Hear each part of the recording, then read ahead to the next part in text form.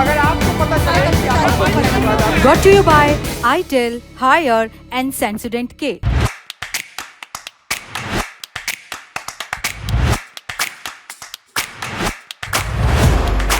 नेता नगरी में बात होगी महाराष्ट्र की राजनीति की और उसकी जो कड़ियां दिल्ली से जुड़ी हैं। बंद कमरों में क्या बातचीत हुई, किसका फोन किसको गया। देवेंद्र फडणवीस को इस बार प्रूव करना पड़ेगा कि सबको साथ लेकर वो सरकार चला सकते हैं। क्रेडिट वॉर का सामना उन्हें करना पड़ सकता है। देखिए, एकनाथ शिंदे कोई ऐसे व्यक्ति नहीं है कि अब मुख्यमंत्री बनाए तो वो उसी तरीके से काम करेंगे। अजित पवार कर सकते हैं। इस समय पे अगर एकनाथ शिंदे ने बैक डाउन किया है, एक पॉलिटिकल टेंट्रम नहीं थ्रो किया पब्लिकली, एकनाथ शिंदे ने चाहे जो भी हो महायुति को एक मेजर एम्बैरेसमेंट से बचा लिया है। कई बार ये कहा गया कि देवेंद्र फडणवीस ये किसी को निपटा देते हैं करके। इस बार वो उस तरीके का अपना लेगेसी छोड़ना नहीं चाहते। देखिए, सवाल हम पूछते हैं कि नरेंद्र मोदी के बाद कौन? एक रेस है अमित शाह और योगी आदित्यनाथ की। मैं ये कहूंगा कि उस रेस के अंदर देवेंद्र फडणवीस अब जुड़ गए। देवेंद्र फडणवीस के सामने क्या चुनौतियां आने वाली हैं? आग का दरिया है, कूद के जाना है।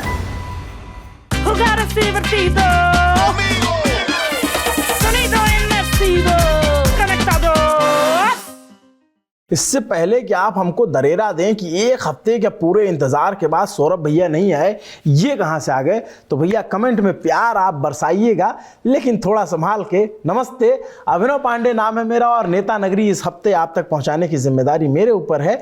और इस हफ्ते नेता नगरी के एपिसोड में बात होगी महाराष्ट्र की राजनीति की और उसकी जो कड़ियां दिल्ली से जुड़ी हैं। बंद कमरों में क्या बातचीत हुई, किसका फोन किसको गया, कैसे शपथ के लिए कौन माना, ये सब कुछ आज हम बात करेंगे। इसके अलावा हमारे एक दूसरे सेशन में बात होगी संसद में। संसद में क्या चल रहा है, सत्ता पक्ष के खेमे में, विपक्ष के खेमे में, और जो अमित शाह और प्रियंका गांधी की मुलाकात हुई उस तस्वीर को हम डिकोड करने की कोशिश करेंगे। आज पहले सेशन में हमारे मेहमान हैं Rajdeep Sardesai, consulting editor India today. दूसरे मेहमान हैं राहुल श्रीवास्तव, जिस न्यूज के डायरेक्टर हैं। इसके अलावा हमारे साथ जो मेहमान हैं वो है साहिल जोशी, मुंबई से जुड़ रहे हैं, इंडिया टुडे ग्रुप के मैनेजिंग एडिटर। दूसरे धवन कुलकर्णी, जो वरिष्ठ पत्रकार हैं और ठाकरे भाव किताब के लेखक हैं। आप सभी का स्वागत है। मेरा पहला सवाल मैं मुंबई से नहीं दिल्ली से शुरू करूंगा। SLS और पैराबेन गॉन, तो उसका करंट ऑन। What then? इसके पोटेशियम आयंस करें टूट का करंट गॉन, लाइफ का करंट ऑन। मैं राहुल सर आपके पास आना चाहूंगा। और शपथ ग्रहण समारोह की एक तस्वीर वायरल हुई खूब, द हिंदू के एक फोटो जर्नलिस्ट है, उन्होंने क्लिक की। वो तस्वीर शायद आपने देखी होगी। उसको देख के कोई शायरी याद आई क्या आपको? अभिनव, देखिए क्या है कि चढ़ते सूरज को सब सलाम करते हैं, मगर कभी कभी क्या होता है कि सूरज को आग्रह करना पड़े कि आप थोड़ा डूब जाओ और उसका बुरा ना मानो तो उसके लिए भी सलाम करना पड़ता है। क्या है कि एक बड़ी डेलिकेट सिचुएशन बनी थी गवर्नर साहब के पास जब 3 लोग गए थे, देवेंद्र फडणवीस, अजीत पवार और एकनाथ शिंदे, और अपनी संख्या का वो दे करके आए थे कि हमारे पास ये नंबर है, सरकार बनाने की बात कर रही थी। उसके बाद एक प्रेस कॉन्फ्रेंस हुई। प्रेस कॉन्फ्रेंस में अजीत पवार तो बोल गए साहब कि आपकी बात पता नहीं, मैं तो शपथ लूंगा ही लूंगा, लेकिन एकनाथ शिंदे केप्ट एवरीबॉडी गेसिंग, उन्होंने कुछ क्लैरिटी अपनी तरफ से दी नहीं। अब हुआ ये कि 2:30 बजे तक गवर्नर हाउस में, शाम को 5:30 बजे शपथ थी और 2:30 बजे तक एकनाथ शिंदे की कोई इत्तला नहीं थी कि वो शपथ लेंगे कि नहीं लेंगे। दोपहर में उससे थोड़ा पहले उनके 4 विधायक लोग, नेताओं ने, एकनाथ शिंदे की शिवसेना ने ये कह दिया कि नहीं, वो शपथ लेंगे एज डिप्टी चीफ मिनिस्टर। उसके बाद एकनाथ शिंदे की चिट्ठी गई, उसके बाद देवेंद्र फडणवीस ने अपनी चिट्ठी भेजी, यानी एक 24 घंटे का लगभग एक पीरियड आया जिसके अंदर ये गवर्नर साहब को ये चिट्ठी नहीं थी कि हु इज द लीडर जो कि शपथ लेने वाले हैं। ये बेसिकली हुआ इसलिए है क्योंकि एक बहुत बड़ा, मैं ये कहूंगा कि ये इस कोलिशन की कहीं जो कोहेसिवनेस थी उसका बहुत बड़ा लिटमस टेस्ट था। उसमें शायद ये खरा उतर गया। क्यों? क्योंकि देखिए, एकनाथ शिंदे जो है वो एक बहुत क्रिटिकल फैक्टर है। क्रिटिकल फैक्टर इसलिए है क्योंकि वो छोटी पार्टी है बीजेपी के मुकाबले, बीजेपी की ज्यादा सीटें आई हैं, उसका स्ट्राइक रेट 89% के करीब है विधानसभा चुनावों में, लेकिन it is what Eknath Shinde brings to the table. वो 57-58 एमएलएस के साथ बीजेपी के साथ हैं, मगर शिवसेना का जो उद्धव ठाकरे का, जो बाला साहब ठाकरे का जो मेंटल था, उसको महायुति में लाने का क्रेडिट एकनाथ शिंदे को। जो एक मराठा, एक जो महाराष्ट्र ब्रांड ऑफ हिंदुत्व है, उसको लाने का क्रेडिट, उसके अलावा शिवाजी के नेशनलिज्म का जो क्रेडिट है, उसका जो ट्रू रिप्रेजेंटेशन है एकनाथ शिंदे, वो बीजेपी के पास महायुति में लेके आए। उसके अलावा अगर आप देखें तो मराठवाड़ा में जो सीटें हैं उसमें से करीब 90% सीटें, आई थिंक 85% सीटें जो हैं मराठा एजिटेशन के चलते बीजेपी के बावजूद बीजेपी को वहां पे महायुति को सीटें मिली।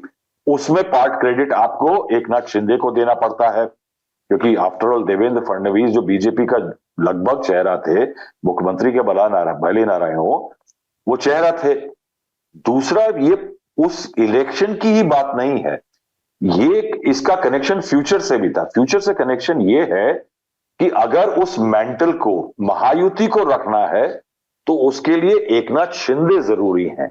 एकनाथ शिंदे अगर जरूरी है तो एकनाथ शिंदे का जो सम्मान था वो यथावत जरूरी था, उतना ही जितना जून 2022 में था, जब वो सरकार बीजेपी के साथ उन्होंने शिवसेना से तोड़ करके बनाई थी। क्यों?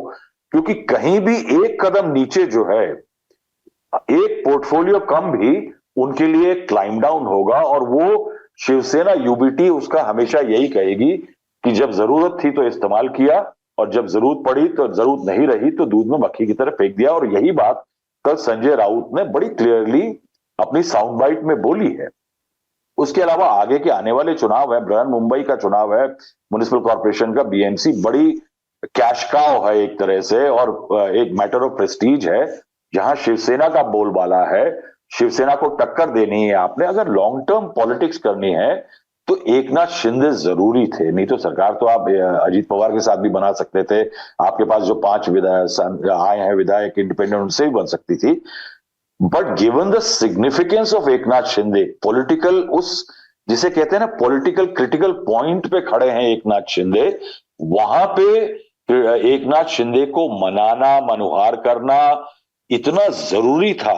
और ये जो पिक्चर आप रेफर कर रहे हैं, ये उस चीज को रिप्रेजेंट करती है कि इस समय पे अगर एकनाथ शिंदे ने बैक डाउन किया है, एक पॉलिटिकल टेंट्रम नहीं थ्रो किया पब्लिकली, यानी ठीक है वो चुनाव के बाद ये कह के कि मोदी जी और जो दिल्ली फैसला करेगी मान लेंगे, वो गांव चले गए सतारा में, अपने वहां आखिरी गारद का सल्यूट ले लिया, उसके बाद लौट के ठाणे में जुपिटर हॉस्पिटल चले गए। ये पॉलिटिकल पैतरीबाजी है, वो मान नहीं रहे थे, पोर्टफोलियोज का झगड़ा चल रहा था। लेकिन ये बात कि इस समय पे एकनाथ शिंदे ने चाहे जो भी हो महायुति को एक मेजर एम्बैरेसमेंट से बचा लिया है। और ये जो पिक्चर आप रेफर कर रहे हैं, मैं कहूंगा कि ये सब एफर्ट्स जो हैं, क्योंकि कल अगर आप इंटरेस्टिंग पेस में आप पिक्चर जरूर दिखाइएगा कि जब शुरू में शपथ समारोह शुरू हुआ, आप देखिएगा पीछे खड़े हुए एकनाथ शिंदे जो है, नरेंद्र मोदी की पंक्ति जो थी उससे थोड़े से खिन्न से, थोड़े से उचटे से लग रहे थे। और मैंने उनको पहली बार मुस्कुराते तब देखा जब उन्होंने बुके दिया गवर्नर साहब को और वो नरेंद्र मोदी की तरफ बढ़े। नरेंद्र मोदी ने बड़ी आत्मीयता से उनका हाथ पकड़ के 3 बार थपथपाया, तब पहली बार मुस्कान आई है एकनाथ शिंदे के चेहरे पे। I think it was a very critical moment. In fact उन्होंने कल एक छोटा सा वर्चुअल फॉपा भी कमिट कर दिया कि जब वो शपथ के लिए पोडियम पे बुलाए गए तो आप उसमें नोटिस करिएगा कि गवर्नर साहब ने बोला मी मतलब मैं, जो शपथ का फॉर्मेट है वो कॉन्स्टिट्यूशन में लिखा हुआ है, पूरी फॉर्मेट से आप अलग नहीं हो सकते हैं। उन्होंने बोला, गवर्नर साहब ने मी, तो एकनाथ शिंदे का बोलना था एकनाथ गंगूभाई, जो उनकी माता का नाम है, पिता का नाम है, और शिंदे। लेकिन उन्होंने एक भाषण डाला छोटा सा, थैंक्सगिविंग, बाला साहब ठाकरे को, शिवाजी को, नरेंद्र मोदी को और बाकी लोगों को, जो कि एक पॉलिटिकल इशू बन सकता था बड़ा, कि शपथ के फॉर्मेट्स में थोड़ा सा उन्होंने, हालांकि गवर्नर साहब ने दोबारा मैं बोल करके गाड़ी को पटरी पे दोबारा लाए, लेकिन वो जो एक एम्बैरेसमेंट था, ये अभी भी गले में अटकी हुई फांस है। ये मामला जाने वाला नहीं है, क्योंकि एकनाथ शिंदे को अगले आने वाले काफी समय तक कहीं ना कहीं महायुति को, बीजेपी की आला कमान को इतना सिर्फ एंटरटेन नहीं रखना पड़ेगा, एंगेज्ड ही नहीं रखना पड़ेगा, ये दिखाना पड़ेगा कि उनका सम्मान बरकरार है। क्योंकि अगर एकनाथ शिंदे का सम्मान बरकरार नहीं रहता है तो बीजेपी के लिए बहुत अच्छी खबर नहीं है। देखिए, आपने चीफ मिनिस्टर की पोस्ट उनसे लेना जरूरी था, क्योंकि अगर आप पॉलिटिकली 132 सीटें लेकर भी चीफ मिनिस्टर अपना अपॉइंट नहीं करते, तो ये बात एकनाथ शिंदे ने प्रूव कर दी है पिछले 2.5 सालों में कि he is a capable leader, कि वो महाराष्ट्र में अगले 5 सालों में बड़े नेता बन जाते। स्थिति क्या बनती? स्थिति बनती वही जो एक समय पे बीजेपी की थी महाराष्ट्र में, कि बाला साहब ठाकरे और शिवसेना के झंडे के नीचे बीजेपी स्टेपनी की तरह ऑपरेट करती थी, और उसमें होता क्या था कि बीजेपी के झंडे कम होते थे, शिवसेना ज्यादा होती थी। बड़ी मशक्कत से एक स्थिति लाई गई 2014 में, जब बीजेपी 122 सीटों पे आई, हालांकि फिर बाद में 19 में वो 105 पे आ गई थी। लेकिन द फैक्ट रिमेन्स कि बीजेपी बड़ी पार्टी बड़ी मेहनत से बनी है, तो वो किसी दूसरी पार्टी की छाया में नहीं जा सकती। तो कहीं पे एकनाथ शिंदे को छोटा भी करना जरूरी था, अपने को बड़ा करना जरूरी था, मगर दिखाना यह भी था कि शिंदे जरूरी है। तो मैं ये कहूंगा कि ये बात शिंदे जी भी समझ गए बाद में इवेंचुअली, कि अलग होकर के उनको फायदा नहीं, अलग हो जाते हैं सरकार से तो he is just another Shivsena. UBT में वापस जाते हैं तो he will be have to work under mister Uddhav Thackeray, वो भी कोई अच्छा ऑप्शन नहीं है। तो कहीं ना कहीं इन तीनों ने ये समझ लिया है कि मोदी साहब ने जो कहा था वहां की जनता के लिए, महाराष्ट्र के लिए, वो इन पर भी कायम है कि एक है तो सेफ है। तो सेफ है। और आपकी बात सही थी कि भाई बाकी तस्वीरों में गर्मजोशी दिखी, ये एक फोटो ऐसी थी जिसकी टाइमिंग और मैसेजिंग अलग तरीके की है, और आपने बड़ा अच्छा सा इसको डिकोड किया। राजदीप सर, आपसे मेरा पहला सवाल ये है कि शपथ हो गई, फडणवीस के पास ताकत है, ये समझ में आ रहा है। आप तो मिलते रहते होंगे, आप तो कई दफे मुंबई जाते हैं, खूब सारी यात्राएं करते हैं, अभी भी यात्रा पर हैं। फडणवीस को जो सीएम है उनको सीईओ टाइप सीएम माना जाता है, आपकी कई बार मुलाकात है, कुछ किस्सा सुना दीजिए अगर उनके बारे में, कैसे हैं, उनका कैसा काम करने का तरीका है।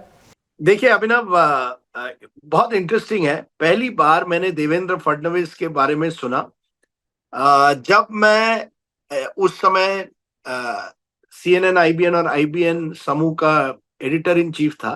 तब हमारे यहाँ एक मराठी चैनल हुआ करता था, IBN लोकमत। तो मेरे सामने टीवी, 4-5 टीवी चल रहे थे, एक पर हिंदी चैनल चल रहा था, एक पर अंग्रेजी चैनल चल रहा था और एक पर मराठी चैनल चल रहा था। तो मैंने देखा मराठी चैनल पर एक व्यक्ति बड़े तेज तरार से बोल रहा था और निखिल वागड़े जी का प्रोग्राम था और वो बड़े तेज तरार जवाब दे रहा था। तो मैंने किसी से पूछा फोन करके कि ये है कौन? तो उन्होंने कहा सर देवेंद्र फडणवीस है, और ये वो व्यक्ति है जो इस समय भ्रष्टाचार के खिलाफ एक मुहिम चला रहा है, खास करके जो सिंचाई घोटाला है जिसमें अजीत पवार जी का नाम आ रहा है, उसको लेकर वो बहुत अग्रसर है। आदर्श स्कैम जो है जिसमें अशोक चव्हाण का नाम है, उसको लेकर वो अग्रसर है। और एक तरह से उन्होंने एक छवि अपनी बना ली है कि भ्रष्टाचार के खिलाफ मैं आंदोलन कर रहा हूं। तो मैंने कहा कि यार बड़ा इंटरेस्टिंग है, उनका नंबर भेजिए। तो उन्होंने देवेंद्र फडणवीस का नंबर भेजा, क्योंकि वो व्यक्ति फडणवीस थे। तो उस रात को मैंने फडणवीस जी को फोन किया और कहा यार बहुत दिनों के बाद मैंने एक नेता देखा है जो इतने तेज तरार, बड़े अपने फैक्ट्स मसल करके अपने आर्ग्यूमेंट्स रख रहा है। तो आई विश यू वेल, मुझे लगता है आपका भविष्य उज्जवल है। तो जब भी देवेंद्र फडणवीस से उसके बाद बात होती है तो मैं उनको रिमाइंड करता हूँ, सर एक दिन था जब मैंने आपको कहा था कि आपका भविष्य बहुत उज्जवल है, क्योंकि आप बड़े तेज तरार नेता। उस समय बड़ा इंटरेस्टिंग था कि बीजेपी में अन्य नेता उनके आगे थे। उसी समय नितिन गडकरी जो महाराष्ट्र से आते हैं वो भाजपा के अध्यक्ष बने थे। गोपीनाथ मुंडे बीजेपी के नंबर 1 चेहरे थे। महाराष्ट्र के, और सबको लगा कि गोपीनाथ मुंडे ही बनेगी अगर बीजेपी सत्ता में आती है। लेकिन गोपीनाथ मुंडे का ट्रेजिक डेथ हुआ एक्सीडेंट में जून जुलाई 2014 में। और उसके बाद फडणवीस जो थे, एक तरह से आउटसाइडर थे, ब्राह्मण चेहरे महाराष्ट्र की मराठा डोमिनेटेड राजनीति में, वो आगे आए और पिछले 10 सालों में एक तरह से उन्होंने अपना एक दबदबा बना लिया है महाराष्ट्र की पॉलिटिक्स पर एक और उदाहरण जो मुझे लगता है इंटरेस्टिंग है, 2021 में मुझे लगता है सितंबर का महीना था, गणेश चतुर्थी चल रहा था, मैं मुंबई में था और मैंने फडणवीस से जी के ऑफिस से कहा मैं उनसे मिलना चाहता हूं, क्योंकि जो भी हुआ था 2019 में, जिस तरह से वो सत्ता में केवल 5 दिन के लिए रहे थे, तो उसके बारे में ज्यादा जानकारी हासिल करना चाहता था, क्योंकि 2020 का साल तो कोविड में गया था, 2021 में भी कोविड 2 हुआ था और सितंबर होते होते धीरे धीरे स्थिति थोड़ी संभल रही थी। मैं मुंबई में था, उनसे मिलने गया, तो उनसे मिला, करीब 12-1 बजे का समय था, मीटिंग खत्म हुई, उन्होंने कहा अब क्या कर रहे हो आप? तो मैंने कहा नहीं कुछ नहीं। उन्होंने हमारे घर में गणेश का एक लंच हो रहा है, आप लंच में शामिल हो रही है। तो मैंने कहा सर आप पर मैं बोझ नहीं, मैं बिल्कुल तैयार हूं, आप हमारे घर में लंच जरूर करिए। और उसी समय एक तरह से उनकी पत्नी जो थी वो भी वहां उस अमृता फडणवीस उस रूम में आई, कहने नहीं आप आइए।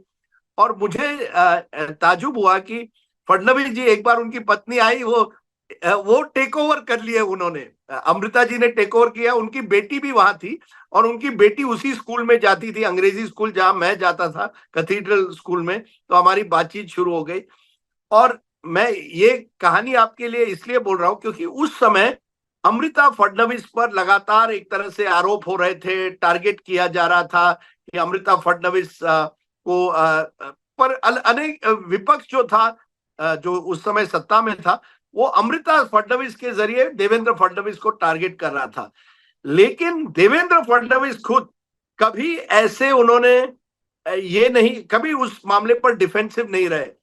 दूसरी तरफ उन्होंने अपने पत्नी को मेरे साथ एक तरह से प्रोजेक्ट किया कि देखिए ये मेरी बीवी है, मैं उन्होंने बहुत कुछ किया है, बहुत इंडिपेंडेंट है, और उनकी बेटी भी थी, उनके व्यूज। तो एक देवेंद्र फडणवीस का एक दूसरा चेहरा मैंने देखा, जो मुझे लगता है राजनेताओं में बहुत अलग है, कि राजनेता नॉर्मली अपने पत्नी को कभी आगे आने नहीं देते पब्लिक आई में।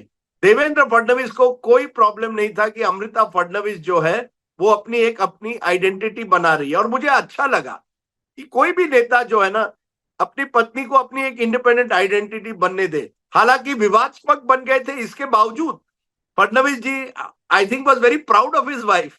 वो गर्व कर, you must meet my wife, she is the one who runs the house, she is the talented one.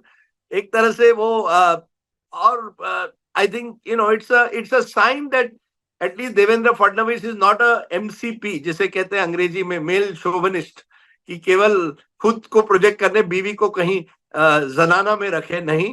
Devendra Fadnavis was open about the fact that Amruta Fadnavis की अपनी एक जिंदगी, अपनी एक अस्तित्व है। और उस दिन मुझे पता चला कि there is more to Devendra Fadnavis than just a politician. वो बड़े फैमिली मैन उस तरह के हैं, अपनी बेटी से भी बड़े he was very open about the fact that daughter की अपनी एक जिंदगी है, वो अलग तरीके से अपनी जिंदगी बिताती है। So I remember these couple of incidents about Devendra Fadnavis, एक जिस तरह से वो वक्ता की तरफ आए और दूसरी तरफ एज अ फैमिली मैन। अगला सवाल मेरा साहिल जी के लिए है। साहिल जी, ये जो इतने एक हफ्ते से ज्यादा रस्साकसी चली और फिर 1 घंटे की मुलाकात हुई शपथ से पहले, देवेंद्र फडणवीस जाते हैं एकनाथ शिंदे के घर पे और फिर उसके बाद चीजें थोड़ा सा स्ट्रीमलाइन होती हैं, क्या बातचीत हुई, कुछ आपको पता लगा उसके बारे में? देखिए, आज जब हमने देवेंद्र फडणवीस का इंटरव्यू किया, उनका तो कुछ और ही कहना था इस सारी चीज को लेकर। उनका ये कहना था कि बड़ी इंटरेस्टिंग बात है कि उन्होंने ये कहा कि पहले ही दिन जब दिल्ली में उनकी मुलाकात हुई, उसी दिन इस बारे में उन्होंने साफ शब्दों में कह दिया कि नंबर देखते हुए हमको लगता है कि आप मुख्यमंत्री बनेंगे करके, और बात मान ली थी उन्होंने। तो सवाल, जो प्रैक्टिकल सवाल तो यही निकलता है ना, फिर इतने 3 दिन 4 दिन क्यों लगा दिए उसको एक्सेप्ट करने में? तो मुझे जो लगता है वो ये है कि इसमें क्या हुआ है कि तुरंत ये एक्सेप्ट करना, ये उनके कैडर के लिए भी थोड़ा सा डिफिकल्ट गया है, क्योंकि शिवसेना के ज्यादातर कैडर के लोग ये समझकर चल रहे थे कि इस बार जो मौका मिलेगा वो दोबारा एकनाथ शिंदे को ही मिलेगा, क्योंकि कोई भी ये एक्सेप्ट नहीं कर रहा था कि भारतीय जनता पार्टी 120 क्या 100 से भी आगे निकल जाए। लेकिन बीजेपी के नंबर जिस तरीके से एक के बाद एक आना शुरू हो गया, उसी वक्त उनको अंदाजा आ गया था। मुझे एक व्यक्ति कह रहे थे कि जो उस वक्त 23 तारीख को एकनाथ शिंदे के साथ थे, और तो उन्होंने मुझे कहा कि जैसे ही उनके नंबर्स तो ठीक आ रहे थे, 40 के ऊपर गए, 45 के ऊपर गए, ओवरऑल एनडीए आगे जा रहा है वो भी वहां पर दिख रहा था, वो सारी चीज हो रही थी। लेकिन जैसे ही बीजेपी ने 100 का आंकड़ा पार किया, वैसे ही एकनाथ शिंदे ने तुरंत कहा कि अरे इनके नंबर इतने ज्यादा क्यों आ रहे हैं। तो कहीं ना कहीं तभी से उनके मन में आ गया था कि अच्छा, इसका मतलब ये कि अब बीजेपी ये पद मांगेगी और ये हमें देना होगा। तो इसी तरीके से ये बात क्लियर हो गई थी। और दूसरा ये था कि बीजेपी को भी समझ में आ गया था कि इस बार अगर हम एकनाथ शिंदे को देंगे तो उनका कैडर भी नहीं मानेगा, क्योंकि उनका कैडर जिस तरीके से जोश में आ गया था, 130 133 बीजेपी का सबसे बेस्ट परफॉर्मेंस रहा है अब तक का, और इसके बाद भी अगर किसी दूसरे पार्टी को दिया तो उनके लिए बड़ी दिक्कत हो जाएगी। ये मानते हुए बीजेपी ने कहीं ना कहीं एकनाथ शिंदे को समझाया इस बात को, और वो खुद भी समझ रहे थे। दरअसल उनको भी समझ में आ गया था, लेकिन उन्हें भी अपने कैडर को समझाना था कि आखिरकार वो स्टेप डाउन क्यों हो रहा है, क्यों नीचे आने के लिए तैयार है, और कैसे मान मनोबल हुआ है, और अब नंबर्स के आगे कुछ नहीं कर सकते। पॉलिटिकल कंपल्शन आप समझिए, 2 साल पहले देखिए उन्होंने खुद ही हमें दिया था, उसी तरीके से आप भी समझिए कि अभी उनके पास नंबर है तो हमें इस तरीके से अड़ांगा नहीं डालना चाहिए। ये सारी चीजें थी। तो बेसिकली वो जो समय 3-4 दिन का बीच में गया है, कोशिश उन्होंने पुरजोर की, लेकिन पिछले 3-4 दिन का जो समय गया है वो अपने लोगों को समझाने के लिए उन्होंने समय दिया, क्योंकि उनके लिए भी एक बहुत बड़ा झटका था वो, ये बात देखनी होगी। एक बात और जो दिल्ली में बड़ी चर्चा है ये कि जो सरकार बनी और जो सरकार का स्वरूप आ रहा है, इसमें अमित शाह जी का अच्छा खासा हस्तक्षेप है, क्या है कहानी? देखिए, अमित शाह का तो हस्तक्षेप महाराष्ट्र में 2019 से है ही, मतलब उसमें तो कोई सवाल ही नहीं उठता।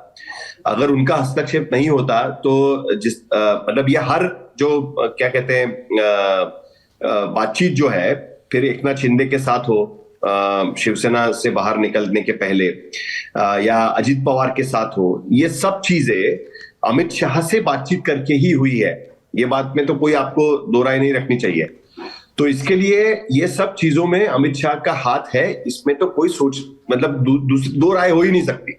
तो जाहिर सी बात है कि मंत्रिमंडल बनाने की बात होगी या कैबिनेट बनाने की बात होगी, तो उसमें भी उनका रोल रहेगा। एक एग्जाम्पल के तौर पर, जैसे फॉर एग्जाम्पल शिंदे का ये कह रहे थे कि मैं तो स्टेप डाउन हो जाता हूं, लेकिन मुझे कम से कम आप होम डिपार्टमेंट तो दीजिए, ताकि मैं deputy chief minister and home portfolio, ये अच्छा लगता है, और एक रुतबा रहता है। जो सरकार, राज्य सरकार चलती है तो 2 डिपार्टमेंट आमतौर पर राज्य सरकार को कंट्रोल करने के लिए काम आते हैं। एक पुलिस डिपार्टमेंट होता है, दूसरा राजस्व विभाग होता है। पुलिस डिपार्टमेंट का क्या है कि पुलिस बल पूरा उनको मिल जाता है, पूरा वो एडमिनिस्ट्रेशन उनको मिल जाता है, और जो राजस्व यानी रेवेन्यू डिपार्टमेंट होता है उसके जरिए आपके जो गांव तक जो आपका नेटवर्क है सरकार का, वो नेटवर्क आपके कंट्रोल में रहता है, उसके जरिए आपको इंफॉर्मेशन मिलती है। तो ये दोनों विभाग रखने की कोशिश रहती है नॉर्मली। सत्ताधारी पार्टी जो होती है वो अच्छे किसी के हाथ में रखता है। कई बार तो होम डिपार्टमेंट चीफ मिनिस्टर खुद के पास ही रखता है, तो उसका सबसे बड़ा कारण यही होता है। तो वो उनकी मांग है। तो अब बीजेपी उसको देने को तैयार नहीं है। देवेंद्र फडणवीस ने साफ कह दिया कि भाई उनका मानना है कि होम डिपार्टमेंट ये मुख्यमंत्री के पास होना चाहिए, उससे कम्युनिकेशन क्या कहते हैं कोऑर्डिनेशन अच्छा होता है।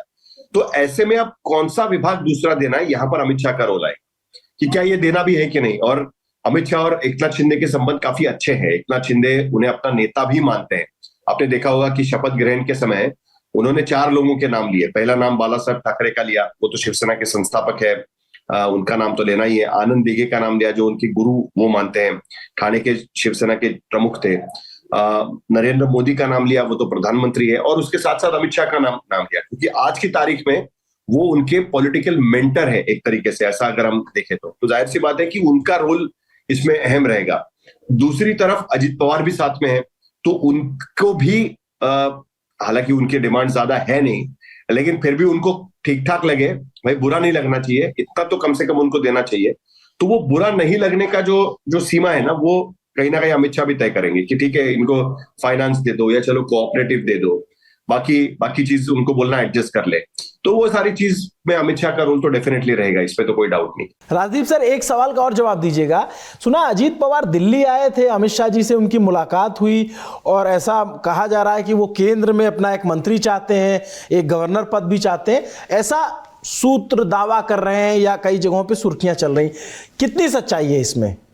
देखिए, बहुत इंटरेस्टिंग है कि इस पूरे जो चुनाव के बाद जिस तरह से सरकार बनाने की कवायद हुई, करीब 10 दिन लगे, उससे भी ज्यादा, उसमें अजीत पवार जो है वो बड़े खुश नजर आ रहे हैं। एकनाथ शिंदे दुखी है, कई लोग कह रहे हैं, जिस तरह से उनको किनारे एक तरह से किया गया है। उनके समर्थकों का कहना है उनको वादा किया गया था कि वो मुख्यमंत्री बनेंगे अगर एनडीए की सरकार आती है, महायुति आती है, तो उनको मुख्यमंत्री की तरफ प्रोजेक्ट किया गया था। लाडकी बहन के जरिए पार्टी को यश मिलना था, उनको मुख्यमंत्री बनाया गया, तो वो थोड़े दुखी हैं जिस तरह से उनको पास ओवर किया गया। दूसरी तरफ अजीत पवार बहुत खुश नजर आते हैं। एक हफ्ते पहले दिल्ली आए थे, प्रफुल्ल पटेल ने उनके लिए लंच रखा, सभी मीडिया से मिले, कहा कि मैं अब नेशनल पार्टी एक तरह से हमारी बनी है, हम दिल्ली में भी चुनाव लड़ेंगे। और मेरी जब बात भी हुई उनसे फोन पर, तो उन्होंने कहा मैं तो कोई प्रॉब्लम नहीं कर रहा, मैं तो बिल्कुल पहले दिन से आश्वस्त हूं, जो भी मुझे मिलेगा, मुझे उप मुख्यमंत्री अगर बना रहे कोई प्रॉब्लम नहीं, मैं इस मुख्यमंत्री के रेस में हुई नहीं, और एकनाथ शिंदे बने या ना बने, मैं तो बनने वाला हूं उस दिन उप मुख्यमंत्री। और वो बड़े रिलैक्स मूड में थे। मुझे लगता है अजीत पवार जानते हैं, उनके सामने एक ही चैलेंज था कि शरद पवार के ये जो मोटा, जो जिसे कहते हैं शरद पवार के शैडो जो है, जो बड़ा एक शरद पवार का जो चेहरा उनके जिंदगी में था, उससे दूर हटकर उन्होंने अपनी एक छवि बना ली है। इससे वो बड़े खुश थे, बड़े रिलैक्स्ड हैं कि अब उन्होंने कम से कम ये दिखा दिया है कि वो केवल शरद पवार के पर निर्भर नहीं है, उनकी एक अपनी एक आइडेंटिटी है। अब ऐसे में वो जानते हैं कि वो बीजेपी के साथ ज्यादा नेगोशिएट नहीं कर सकते। उनकी एक कमजोरी है, एक लिमिट है, वो बीजेपी पर डिपेंडेंट है। हाँ, वो चाहते हैं कि एक केंद्र मंत्रालय बने, गवर्नर बने ना बने ये उनकी ख्वाहिश हो सकती है। देखिए, उनके पार्टी के कई नेता जो हैं वो सब मंत्री बनना चाहते हैं, क्योंकि बहुत सीनियर नेता उनके पार्टी में है। उनके सामने पहली चुनौती है मैक्सिमम मिनिस्टर्स बने। पिछली सरकार में उनके कम थे और शिंदे के ज्यादा थे, क्योंकि शिंदे जी मुख्यमंत्री थे। अब अजीत पवार कोशिश कर रहे हैं कम से कम पहले तो महाराष्ट्र में ज्यादा से ज्यादा मंत्री बने, अच्छे उनको मंत्रालय मिले, ताकि जो उन्होंने पकड़ अपनी एनसीपी पर बनाई है वो बरकरार रहे। तो अजीत पवार एक अलग मूड में नजर आते हैं। मैंने उनको इतना स्माइल करते हुए नहीं देखा जो पिछले 10 दिनों में है। जैसा ऐसे लगता है जैसे उनके कंधे पर कोई भारी बोझ था, वो बोझ अब निकल गया है और वो अपने आप एक तरह से अपनी एक आइडेंटिटी लेकर आगे चल रहे हैं। तो अजीत पवार क्या गवर्नर चाहेंगे, मिनिस्टर चाहेंगे? मैंने प्रफुल्ल पटेल से यह सवाल पूछा कुछ दिनों पहले, क्या ये सही है कि आप मंत्री बनना चाहते हैं? क्योंकि आपको याद होगा कि जब पहली बार कैबिनेट मोदी जी की बनी थी जून के महीने में, तब प्रफुल्ल पटेल या एनसीपी को ऑफर किया गया था एक एमओएस सरकार में ऑफ इंडिपेंडेंट चार्ज, जो उन्होंने नकारा था। उन्होंने कहा हमें कैबिनेट मंत्रालय चाहिए। तो वो उनकी डिमांड अभी भी है, लेकिन क्या सरकार मानेगी या ना मानेगी, इस पर बड़ा सवाल है। लेकिन अजीत पवार कोई उनमें कोई मुझे कोई ऐसा नहीं नजर आया कि एक उत्सुकता है कि तुरंत कुछ बनाइए। वो आराम कर रहे हैं, रिलैक्स हैं, क्योंकि वो एक बड़ा चुनाव उनके हिसाब से जीते हैं और जो उनको मिलता है, उन्होंने रिकॉर्ड अब स्थापित की है। मैं आपको ये भी बता दूं कि उप मुख्यमंत्री मुझे नहीं लगता देश में इतने रहे, छठी बार वो मुख्यमंत्री बन रहा है, उप मुख्यमंत्री बन रहा है, जो अपने आप में एक नया रिकॉर्ड है। तो अजीत पवार कोई ज्यादा प्रॉब्लम्स नहीं करेंगे बीजेपी के लिए। मैं साहिल जी के पास दोबारा वापस आता हूं। साहिल जी, एक बात और बताइए कि शिंदे को लेकर के अब जैसे आपने बताया कि भाई एडजस्टमेंट हो गया है, मंत्रालय को लेकर की बातचीत चल रही है, अजीत दादा की गाड़ी एकदम फिट है क्या? अजीत दादा ज्यादा करीब आ गए हैं क्या बीजेपी के? अजीत दादा यूं कहें कि देवेंद्र फडणवीस के ज्यादा करीब, और उनका आपस में ट्यूनिंग काफी अच्छा है। और वो जो चक्की पिसिंग वो हो गया, खत्म हो गया भाई। वो 2023 में जब आ गया इधर, उसके बाद ही खत्म। अरे 23 क्यों, 2019 में ही वो खत्म हो गया ना। 3 दिन का शपथ आप भूल रहे हैं जी। 3 दिन की शपथ ली थी ना, तभी से वो खत्म हो गया है। और उससे पहले ही खत्म हो गया था, क्योंकि 2017 में हमने देखा कि एनसीपी और बीजेपी की बातचीत चल रही थी। शरद पवार और बीजेपी, शरद पवार के कहने पर ही तो बातचीत चल रही थी, तो तब भी ये बातचीत हुई थी। तो वो तो पहले से ही खत्म है। पॉलिटिक्स में ये सारी चीजें होती रहती है, और यहां से वहां जंपिंग वो सब तो होता ही रहता है उसमें। लेकिन उनका ट्यूनिंग अच्छा है, वो एक दूसरे को ज्यादा बेहतर समझते हैं, क्योंकि वो प्रोफेशनली एक दूसरे से मिले हुए हैं। देखिए क्या है कि खुद देवेंद्र फडणवीस कह चुके हैं इस बात को कि एनसीपी से हमारा प्रोफेशनल पॉलिटिक्स का रिश्ता है, व्यावहारिक रिश्ता है। लेकिन आज की स्थिति में वो एक बफर है उनके लिए कि दो मुख्यमंत्री है। अगर एकनाथ शिंदे कुछ करे तो उसका एक बफर आपके पास है, यानी अजित पवार है। और आज की स्थिति में हुआ भी यही ना कि 133 पहुंचे हुए हैं, 4 विधायक उनके साथ में हैं, प्लस अजित पवार है। तो इसके लिए ज्यादा जोर नहीं डाल पाए एक तरीके से एकनाथ शिंदे कि भाई मुझे ही मुख्यमंत्री बनाएंगे। ये भी तो बात देखनी होगी ना उसमें। और दूसरा क्या है कि अजित पवार आज की स्थिति में इसी बात में खुश है कि उन्होंने अपने चाचा को मात दे दी। जो लग रहा था कि अब 8 लोकसभा सीटें जीतने के बाद शरद पवार एक बार फिर बड़ी ताकत के तौर पर महाराष्ट्र की विधानसभा में उभरेंगे, उसको उन्होंने पूरी तरीके से परास्त कर दिया और अपनी जो टैली है वो कायम रखी। यानी 40 उनके साथ गए थे, 41 जीतकर आ गए उनके। तो आज की स्थिति में वो उसी में खुश है, तो उनकी ज्यादा डिमांड नहीं है। और उन्हें मालूम है कि आज की स्थिति में पॉलिटिकल सर्वाइवल जरूरी है। अगर बचेंगे तो 2029 में भले बीजेपी महायुति से बाहर निकाल दे या अकेले लड़ने की सोचे, तब भी कुछ ना कुछ तो वो लड़के जीत पाएंगे, क्योंकि तब तक उनके पास 5 साल की सत्ता उनके साथ में होगी। और एनसीपी जैसी पार्टी सत्ता से बढ़ती है, सत्ता साथ में रहेगी तो विधायक ताकतवर होता है, विधायक ताकतवर होता है तो वहां पर वो पार्टी को बचा के रखता है। तो उसी तरीके से एनसीपी का काम होगा। और इसके लिए वो ज्यादा झगड़े में नहीं जाना चाहते।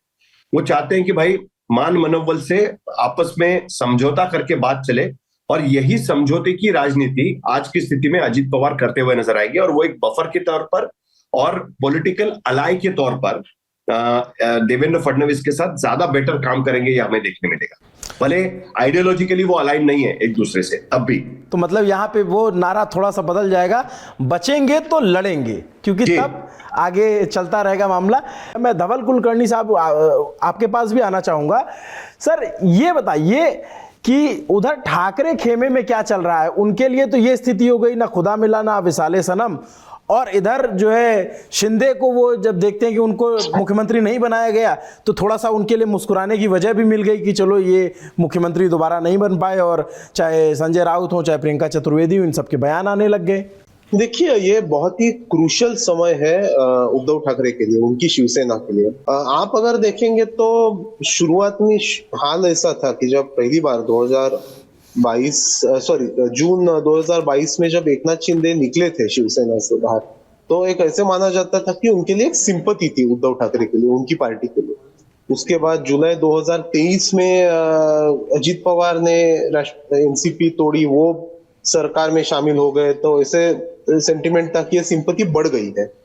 लोकसभा के चुनाव जब हुए तो शिवसेना ने, हम जिसे कहते हैं बिग ब्रदर, एक दादा के का रोल उन्होंने लिया महाविकास आघाड़ी में, और यूनिलैटरली अपने भी आप इसमें 21 सीट्स उन्होंने डिक्लेयर कर दी कि हम यहाँ लड़ेंगे।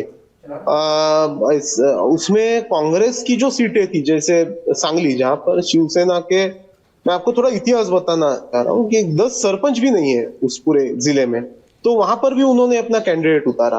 और आपने देखा होगा कि वहां पर कांग्रेस का एक रिबेल था विशाल पाटिल, जो चुन के आए। और शिवसेना को उसी चुनाव में बहुत करारा झटका लगा। वो ऐसे कि ये माना जा रहा था कि लोकसभा चुनाव में कहीं ना कहीं एक सेमीफाइनल है जिसमें तय होगा कि असली शिवसेना कौन सी है, उद्धव ठाकरे की शिवसेना या एकनाथ शिंदे की शिवसेना। लेकिन हुआ ये कि उद्धव ठाकरे की शिवसेना जो एक ये होता है, एक साइकोलॉजिकल एक ये होता है ना कि डबल फिगर, वहां तक वो नहीं पहुंच पाए। उन्हें 9 सीटें मिली, एकनाथ शिंदे साहब की शिवसेना को 7 मिली, तो गैप रहा सिर्फ 2 का। अच्छा ये बात छोड़ दीजिए कि एक सीट जो थी शिंदे साहब ने जीती हुई, वो बस 48 वोटों से उन्होंने जीती थी, तो वो छोड़ दीजिए, लेकिन what matters is the result. तो उसके बाद आए विधानसभा के चुनाव, वहां पर भी वैसे ही हुआ।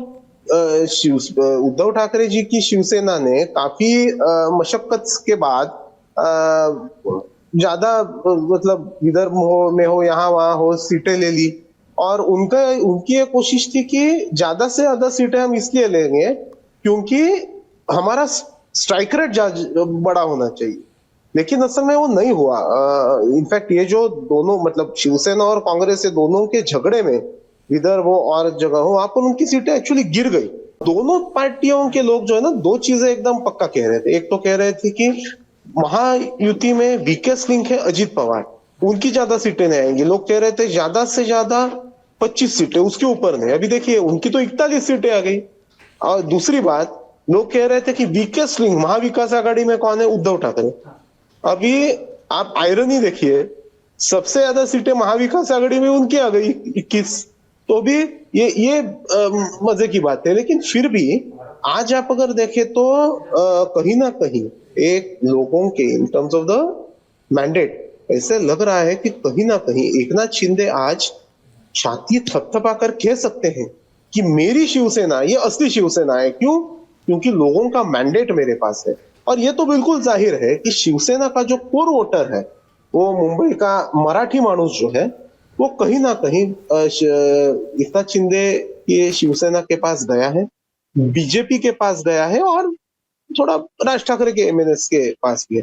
तो शिवसेना का जो कोर वोट है वो 4 टुकड़ों में बटा है। दूसरी बात यह है कि अभी जो उनकी सीटें चुन के आई है, मैं आपको उदाहरण बताना चाहूंगा। बाइखला, जहां पर शिवसेना के मनोज जानसूतकर, उद्धव ठाकरे की शिवसेना के, चुन के आए एकनाथ शिंदे की शिवसेना की यामिनी जाधव के खिलाफ, वहां पर 42% मुस्लिम वोट्स है, 42%। दूसरी बात, वांद्रे ईस्ट, जहां पर आदित्य ठाकरे के मौसेरे भाई जो है वरुण सरदेसाई, वो चुन के आए, वहां पर भी मुस्लिम पॉकेट बहुत बड़ा है। तो फिर भी ये चुन के कैसे आए?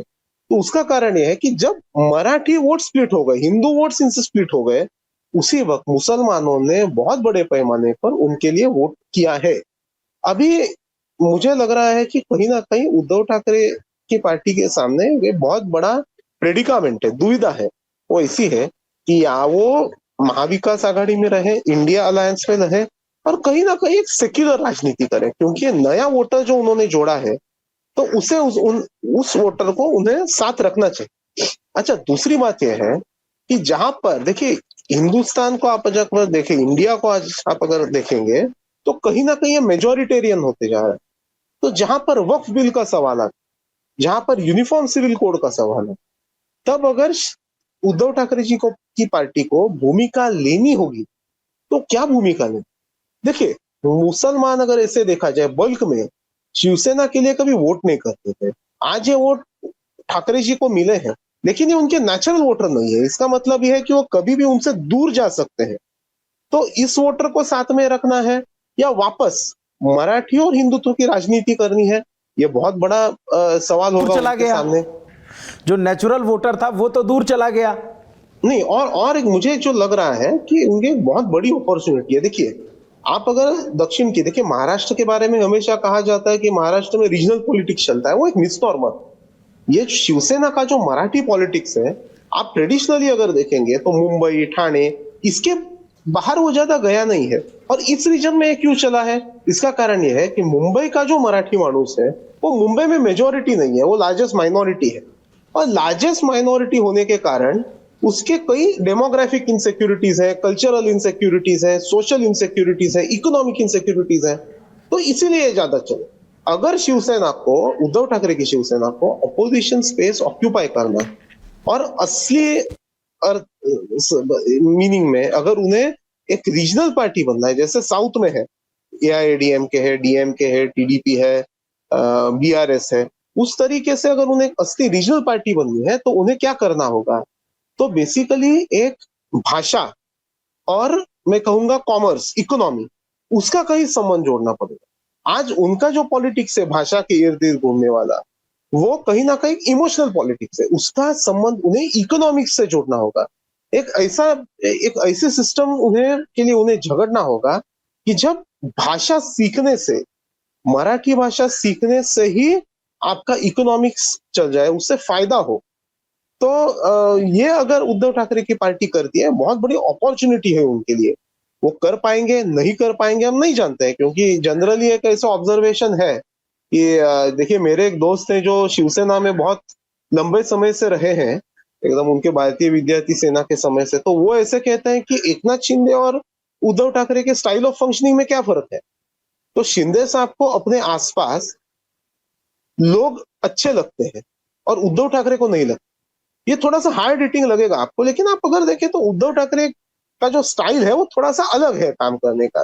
तो वो बेसिकली लोगों में रहना इतना पसंद नहीं करते, उनके आसपास गेटकीपर्स काफी होते हैं जो तय करते हैं कि उन तक कौन पहुंचेगा कौन नहीं पहुंचेगा। तो कहीं ना कहीं अगर वो ये स्टाइल डिस्कार्ड करते हैं और लोगों में जाते हैं, कहीं महाराष्ट्र में देखिए इतनी सारी समस्या है, किसानों की समस्या है।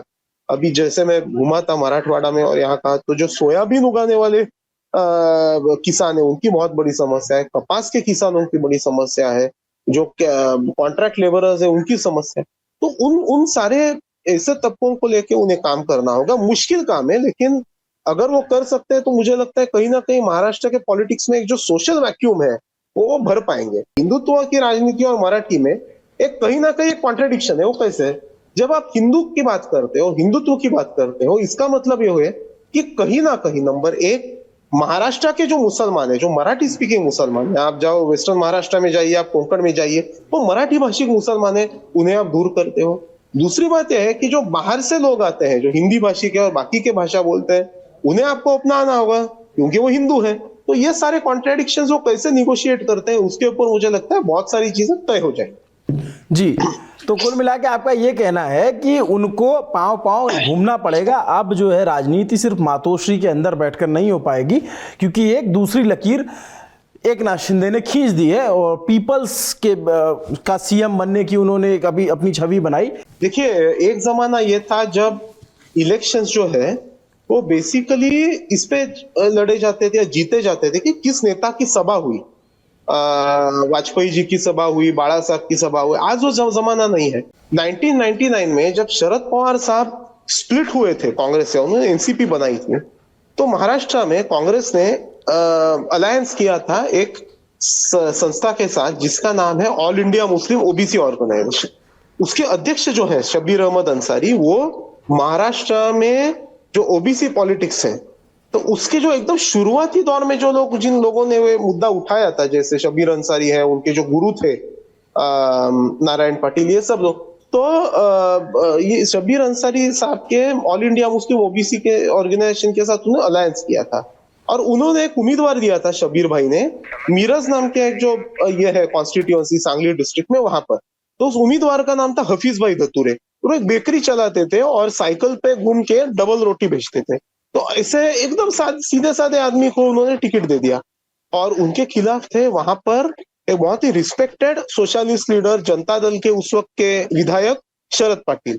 तो शब्बीर भाई को लगा कि यार ये तो बहुत मुश्किल चुनाव है, तो उनके बहुत बड़े सपोर्टर थे दिलीप कुमार साहब, एक्टर। तो उन्होंने दिलीप कुमार साहब को रिक्वेस्ट की कि दिलीप कुमार साहब, क्या आप मिरज आकर हमारे उम्मीदवार के लिए एक सभा ले सकते हैं? तो दिलीप कुमार साहब ने वो किया और उस सभा की वजह से शब्बीर भाई आज भी बताते हैं कि हफीज भाई धतुरे, जो all India Muslim OBC organisation के उम्मीदवार थे कांग्रेस के टिकट पर, चुन के आ गए। और वो कहते हैं कि जब भी वो शरद पाटील साहब उनसे मिलते थे, वो कहते थे, अरे शब्बीर भाई तुम्ही तर मला पाडलं दिलीप कुमार साहेबांची सभा जाऊन। मतलब आपने, शब्बीर भाई, आपने तो दिलीप कुमार साहब की सभा का आयोजन किया और मुझे गिराया इलेक्शन में। तो वो जमाना अभी गया है। अभी माइक्रो मैनेजमेंट जो है बहुत मायने रखता है और ये बीजेपी ने इस चुनाव में दिखाया है। जिस तरीके से छोटे ओबीसीज हो, माइक्रो ओबीसीज हो, तो उनको इकट्ठा करना, कहीं ना कहीं एक मैं कहूंगा जैसे जरांगे पाटिल का आंदोलन चल रहा था, तो सारे ओबीसीज का एक काउंटर मोबिलाइजेशन उन्होंने किया। तो ये मुझे लगता है बहुत जरूरी है। तो पांव पांव होना ही पड़ेगा सारे पार्टियों को, कोई इसमें कोई चारा नहीं है। राहुल सर, आप भी खूब घूम रहे थे, मैं भी थोड़ा बहुत महाराष्ट्र घूमा और जितना सुनने को मिला इस राजनीति के इतर, एकनाथ शिंदे जब सीएम थे तो उन्होंने दिल खोल के बांटा, दोनों हाथों से जो है एकदम से अपने लोगों को उपकृत किया कि भाई आप हमारे साथ आए हैं तो आपको उसका फल भी मिलेगा। और फिर कुछ अधिकारियों ने, कुछ जानकार लोगों ने बताया कि राजस्व जो पिटारा है वो खाली हो गया है। कुछ जो MIDC है या MMRDA है, इनको लेकर के भी बातें की गई कि पैसा बहुत कम हो गया है, बहुत ज़्यादा बांट दिया गया है। आप तक भी बहुत सारी बातें आई होंगी। क्या लगता है देवेंद्र फडणवीस के सामने क्या चुनौतियां आने वाली हैं? तुमने बहुत छोटे से सवाल में बहुत सारा पूछ लिया है। क्या है कि आग का दरिया है, कूद के जाना है जी। पहला है कि बंटवारा किस तरह से होगा डिपार्टमेंट्स का। उसमें सबसे बड़ा पेज फंसेगा होम मिनिस्ट्री और फाइनेंस मिनिस्ट्री का। फाइनेंस मिनिस्ट्री अजीत पवार चाहते हैं। अजीत पवार हल्के मत लीजिएगा, उनकी सीटें भी नहीं आई हैं, सीटें आई हैं। उसके अलावा ये याद रखिएगा कि वो 6ठी बार के डिप्टी चीफ मिनिस्टर हैं। 11 मुख्यमंत्रियों के नीचे काम कर चुके हैं, immensely experienced man. Finance ministry उनके पास थी एकनाथ शिंदे के अंडर, तो साहब वो तो नहीं चाहेंगे कि फाइनेंस मिनिस्ट्री उनसे छूट जाए। इनफैक्ट वो फाइनेंस मिनिस्ट्री में इतने पक्के हैं कि मैं आपको ये बताऊं कि उन्होंने अपने फाइनेंस मिनिस्ट्री में रहते हुए जब शिंदे साहब मुख्यमंत्री थे तो उन्होंने जनरल एडमिनिस्ट्रेटिव डिपार्टमेंट से एक ऑर्डर पास करवाया कि जो फाइलें चीफ मिनिस्टर को जाती है वो मुझे ही मार्क होनी चाहिए। तो यानी उन्होंने डिप्टी चीफ मिनिस्टर होते हुए कहा। उसके बाद एकनाथ शिंदे के, आपने फाइनेंसेस और बजट की बात करी, तो एकनाथ शिंदे के बहुत सारे प्रपोजल थे। हालांकि उन्होंने, आपने सही कहा कि बांटा खूब। इनफैक्ट अगर लड़की बहन योजना और बहुत सारी जो बाकी रेवड़ियां बटी या स्कीम्स हुई, 300 बिजली माफी हुई एक टाइम पे, इस टाइप की जो चीजें हुई, उससे करीब 6 करोड़ के करीब लाभार्थी डायरेक्टली इनडायरेक्टली क्रिएट किए गए थे। हाँ, ये बजट क्राइसिस जो है ये भी इवेंचुअली आएगा देवेंद्र फडणवीस की गोद में, क्योंकि ये और बढ़ने वाला है। क्योंकि आप चुनाव में वायदा करके आए हैं कि 1500 रुपए जहां मिल रहे थे लड़की बहन में, वहां अब 2100 मिलेंगे। तो उसका बजट भी जो 75,000 करोड़ था वो बढ़ जाएगा और उनको संभालना पड़ेगा। और इस समय पे महाराष्ट्र की सरकार के ऊपर 7.8 लाख करोड़ का ऑलरेडी डेट है, जो उधार है, कर्जा है, वो लगभग 8 लाख करोड़ का ऑलरेडी हो चुका है। दूसरी तरफ यहाँ पे इन्वेस्टमेंट की क्राइसिस है। आपने देखा होगा चुनाव में तमाम कांग्रेस और विपक्षी दल जो है ये मुद्दा उठा रहे थे कि Maharashtra used to be the industrial destination for almost everybody at one time.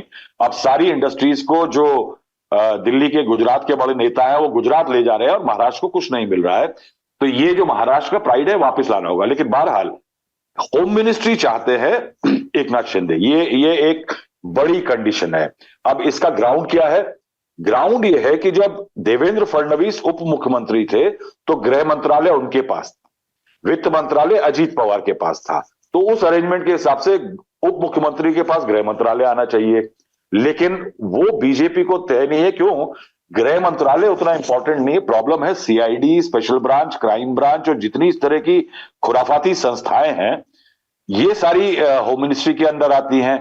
अब अगर डिप्टी चीफ मिनिस्टर एक ऐसे माहौल में जहां कोलिशन पार्टनर है, शिंदे ने तो ट्रस्ट कर लिया क्योंकि बीजेपी बड़ी पार्टी थी, दिल बड़ा दिखा रही थी, मुख्यमंत्री बना रही थी, तो उन्होंने दे दिया गृह मंत्रालय एक देवेंद्र फडणवीस को। और चूंकि भाई अगर रख भी लेते तो ED और CBI भी है केंद्र के पास। लेकिन अभी प्रॉब्लम ये आएगी कि अगर गृह मंत्रालय और वित्त मंत्रालय चीफ मिनिस्टर के पास नहीं है तो उनके पास बचता है सिर्फ urban development ministry, urban affairs. अब उसमें प्रॉब्लम यह है कि हालांकि वो मिनिस्ट्री हल्की नहीं है, एकनाथ शिंदे ने भी चलाई उसे। पहला ये कि जब देवेंद्र फडणवीस चीफ मिनिस्टर से 14 से 19 तो उनके पास गृह मंत्रालय था, तो वो चाहेंगे कि साहब मेरे पास आ जाए। उसके बाद प्रॉब्लम यह है कि अर्बन डेवलपमेंट मिनिस्ट्री बढ़िया मिनिस्ट्री है, मालदार मिनिस्ट्री है। एक टाइम पे 2014 से पहले ये होता था कि मिनिस्ट्री लेकर के लोग बहुत खुश होते थे, पोर्टफोलियो, क्योंकि काम ना करो, मगर जमीन का मामला ऐसा है महाराष्ट्र में, खासकर मुंबई में, पुणे और बड़े शहरों में, कि उसको तो ATM कहा जाता है उस मिनिस्ट्री को। तो उससे खूब मजे के लिए लोग लिया करते थे, काम नहीं करते थे, विकास का कोई काम नहीं होता था। लेकिन हाँ, वही मिनिस्ट्री बचती है तो मिनिस्ट्री का पंगा फंसेगा। उसके बाद तालमेल एक इशू है, क्योंकि मैंने जैसे बताया कि दोनों जो बड़े इस टाइम पे बड़े नेता है, शिंदे का मान रखना होगा, जो मान सम्मान उनको मिला है वो रखना होगा। अपनी सहयोगियों से, केंद्र के लोगों से, केंद्र की जो नेतृत्व है उनका, उनसे तालमेल रखना होगा। अब उसके आगे जो क्या है कि पुराने समय में उनके आसपास जो थे बड़े नेता थे, 2014 में जो मुख्यमंत्री बने थे तो विनोद तावड़े, सुधीर मुंगेत्वार, ये सब बड़े नेता हुआ करते थे।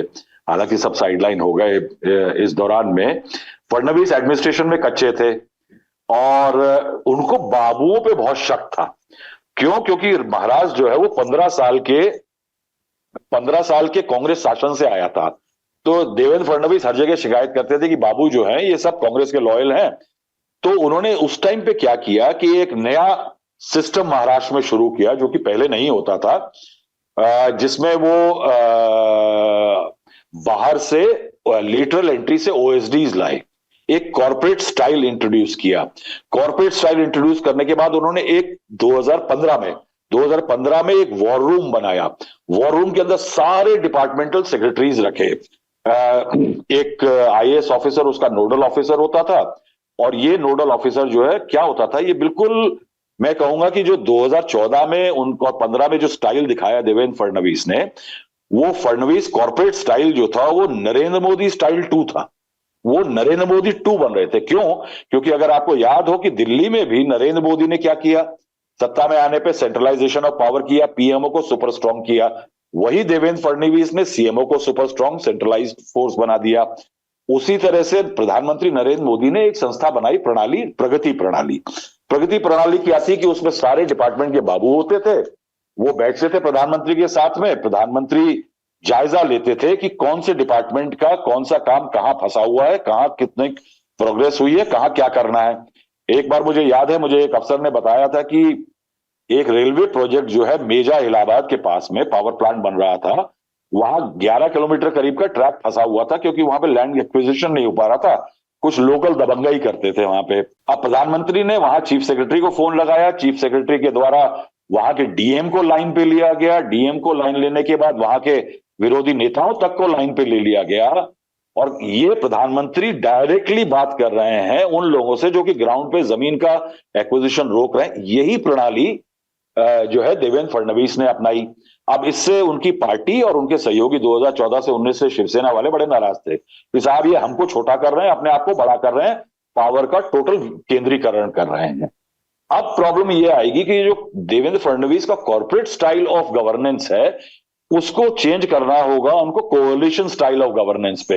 एकनाथ शिंदे और अजीत पवार ये अलाउ थोड़ी करेंगे कि साहब एक वॉर रूम अलाउ बना लीजिए, देखना पड़ेगा कि कर पाएंगे कि नहीं कर पाएंगे, क्योंकि ये एक मुश्किल का एलिमेंट है किसी कोalition के अंदर जिसमें खींचतान हो, सम्मान की लड़ाई हो। तो उसमें देवेंद्र फडणवीस किस तरह ऑपरेट करते हैं एज ए चीफ मिनिस्टर, उनका असर पड़ेगा। हालांकि जो देवेंद्र फडणवीस का स्टाइल था वो उन्होंने तब तय किया, अभी जब वो सीएमओ डिप्टी चीफ मिनिस्टर बने थे तब भी उन्होंने एक फुल फ्लेज सीएमओ चलाया था, और उसका एक असर दिखा था, नतीजा दिखा था। हम जात पात धर्म भेद की बात करते हैं कि वोट उस पर पड़ता है, मगर इस सरकार की लाभार्थी योजनाओं के अलावा इंफ्रास्ट्रक्चर जो है इसके दौरान काम अच्छा हुआ। ये अगर आप बंबई में थे अगर, तो आपने देखा होगा कि बॉम्बे में एयरपोर्ट से अगर आप कोलाबा जाना चाहते हैं तो 40 मिनट की सवारी हो गई है। अगर आपका जो मुंबई का लिंक था वो बड़े दिनों से कोस्टल लिंक जो था वो रुका हुआ था, वो चल गया है, वो यानी मामला आगे बढ़ गया है, वो बन गया है, तैयार है। मुंबई की मेट्रो अंडरग्राउंड जो थी वो नहीं चल रही थी, उसका इसी साल इनॉग्रेशन हो गया है। तमाम प्रोजेक्ट्स पे इस प्रणाली से काम तेज हुआ है। मगर क्या है कि ये जो एलिमेंट है ये देखना होगा कि आने वाले दिनों में ईगोज और खींचतान में कि कौन कितना बढ़िया काम कर रहा है अगले चुनावों के लिए, फ्यूचर पॉलिटिक्स के लिए, इस पे डिपेंड करेगा। लेकिन मैं कहूंगा कि इसमें सबसे इंटरेस्टिंग जो एक लड़ाई आगे शुरू होने वाली है, या जिसे कहूंगा एक कंपटीशन, प्रतिस्पर्धा शुरू होगी, वो अलायंस की नहीं है, वो बीजेपी के इंटरनल है। देखिए, सवाल हम पूछते हैं कि नरेंद्र मोदी के बाद कौन, तो उसमें अभी तक हम बात करते थे कि एक रेस है अमित शाह और योगी आदित्यनाथ की। मैं ये कहूंगा कि उस रेस के अंदर देवेंद्र फडणवीस अब जुड़ गए हैं। क्यों जुड़ गए हैं? उत्तर प्रदेश देता है 80 सीटें लोकसभा में, उसके बाद सबसे बड़ी स्टेट है महाराष्ट्र, 48 सीटें देता है।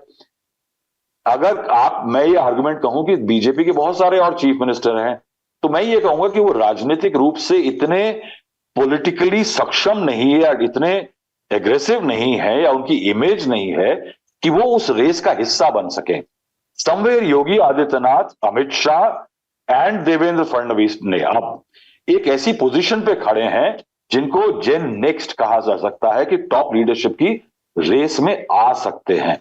और ये उनका रेस में आ जाना एक अलग पैरेलल डायमेंशन चलाएगा, यानी 5 साल वो कितना अच्छा काम करते हैं, क्योंकि लोकसभा और विधानसभा के चुनाव लगभग साथ होते हैं, और अगर 5 साल के बाद जगह खाली होती है तो मैं ये कहूंगा कि यहां से एक सक्सेशन रेस जो है वो भी एक एलिमेंट जो है वो देवेंद्र फडणवीस के लिए एक बैक ऑफ द माइंड में रहता है ना, कि ये मेरे को अगर है तो कहीं ना कहीं वो भी एक फैक्टर देवेंद्र फडणवीस के दिमाग में रहेगा। और कहीं ना कहीं ये भी हो सकता है कि काफी बातें, अगर हम भी कहते हैं ये बात कि there is a friction between Yogi Adityanath and Amit Shah, तो अगर वो इस रेस के कारण यहां फ्रिक्शन है तो क्या वहां भी फ्रिक्शन क्रिएट होगा? ये सब खैर फ्यूचर की बात है। अभी तो खैर ये कह सकते हैं कि Devendra Fadnavis needs to climb the first hill that is confronting him. कि साहब पोर्टफोलियो बांट देना, आप बीजेपी दूसरे लोगों का मजाक उड़ाती थी, 23 तारीख को रिजल्ट निकल चुके हैं, आज हम 6 तारीख पे बैठे हैं, और अगर अभी तक पोर्टफोलियो नहीं बांट पा रहे हैं तो कहीं ना कहीं कोalition के अंदर जो एकता दिखती थी वो सरकार बनने के बाद उतनी अच्छी नहीं है। और अगर उतनी अच्छी नहीं है, कहीं ना कहीं दिल में खटास है, तो क्या वो आगे इंपैक्ट करेगी? I think that's the first challenge he has to break.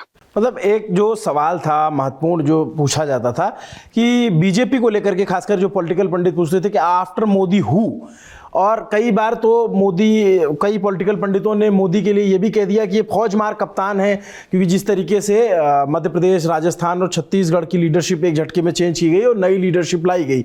लेकिन अब आप ये कह रहे हैं कि ये इस सवाल का जवाब है बीजेपी के पास, क्योंकि इधर उत्तर प्रदेश में योगी आदित्यनाथ, अमित शाह, देवेंद्र फडणवीस एक छत्रप के तौर पर उभर रहे हैं। हाँ देखिए, मैं ये कहूंगा कि कुछ लोगों की यह भी राय थी कि बीजेपी हाईकमांड ने पिछले कुछ दिनों जो रिजल्ट निकलने के बाद बड़ी देर करी देवेंद्र फडणवीस का नाम अनाउंस करने में, यानी जब तक नहीं हुआ तब तक नहीं हुआ। एक बावनकुळे साहब ने इवेंचुअली ट्वीट करके कह दिया था कि जबकि मुख्यमंत्री बीजेपी का होगा, 5 तारीख को शपथ लेगा। लेकिन ये सवाल कुछ विशेषज्ञ उठाते हैं कि क्या बीजेपी की टॉप लीडरशिप इस बात पे मंथन कर रही थी कि क्या देवेंद्र फडणवीस की जगह कोई और चीफ, ये बात तो फर्म थी कि बीजेपी चीफ मिनिस्टर बनाएगी, लेकिन क्या देवेंद्र फडणवीस के अलावा कोई नाम पे विचार कर रही थी? क्या वो सोच रही थी कि महाराष्ट्र में वो किया जा सकता है जो उन्होंने मध्य प्रदेश में किया, कि शिवराज सिंह चौहान ने जनवासा बारात सजाई, उन्होंने विदाई तक काम किया कि सरकार को जिता के ले आए बीजेपी को, और उसके बाद वो आज दिल्ली में कृषि मंत्री हैं। तो क्या एक गेम प्लान चल रहा था केंद्र में बीजेपी के देवेंद्र फडणवीस को लेकर के? लेकिन अगर उसके बावजूद देवेंद्र फडणवीस को मुख्यमंत्री बनाया गया है, एक समय पे देवेंद्र फडणवीस ने 2022 में कहा था कि मैं सरकार का हिस्सा नहीं होऊंगा, मैं बाहर से सरकार और बीजेपी के लिए काम करूंगा। तब जेपी नड्डा जी ने उनको फोन करके कहा था नहीं तुम उप मुख्यमंत्री बनोगे। उस समय भी क्या हुआ था कि उप मुख्यमंत्री क्यों बनाया गया था? ऐसा नहीं था कि कोई बहुत देवेंद्र फडणवीस के लिए। यहाँ पे मैं ऐड करना चाहूंगा कि जेपी नड्डा नहीं, खुद प्रधानमंत्री मोदी का फोन गया था और वो चेहरे की हवाइयां बदल गई थी, अगर आपको तस्वीर याद हो तो। जी जी जी, जी। हाँ नहीं, नड्डा साहब भी बात हुई थी उनकी। तो क्या है कि वो इसलिए हुआ था क्योंकि बीजेपी जानती थी कि अगर एकनाथ शिंदे अकेले चीफ मिनिस्टर रहे और देवेंद्र फडणवीस जैसा आदमी सरकार का हिस्सा नहीं रहा, तब साहब ऐसा है कि जोने की थाली में खाना परोसा और कोई और खा गया, तो शिवसेना फायदा उठा जाती, बीजेपी को मेहनत लगती, लेकिन बीजेपी को मिलता कुछ नहीं। इसलिए देवेंद्र फडणवीस बिठाए गए थे। तो कहीं ना कहीं यह भी सिद्ध होता है कि देवेंद्र फडणवीस भी जरूरी है। इवेंचुअली बीजेपी ने सारी अरिथमेटिक जाति की भी की होगी ना साहब, कि मराठा प्रधान क्षेत्र में जहां 28% के करीब में मराठा कहा जाता है, if I am not wrong, वहां पे 3% के रिप्रेजेंटेशन वाले ब्राह्मण नेता को दोबारा मुख्यमंत्री बनाना है। 2014 में भी यही किया गया था। Against the tide, against the dominant caste एक 3% के ब्राह्मण को मुख्यमंत्री बनाया था, वही काम अगर दोबारा किया गया है तो कहीं ना कहीं अब बीजेपी हाईकमांड ने भी एक्सेप्ट किया है कि महाराष्ट्र में देवेंद्र फडणवीस जरूरी है।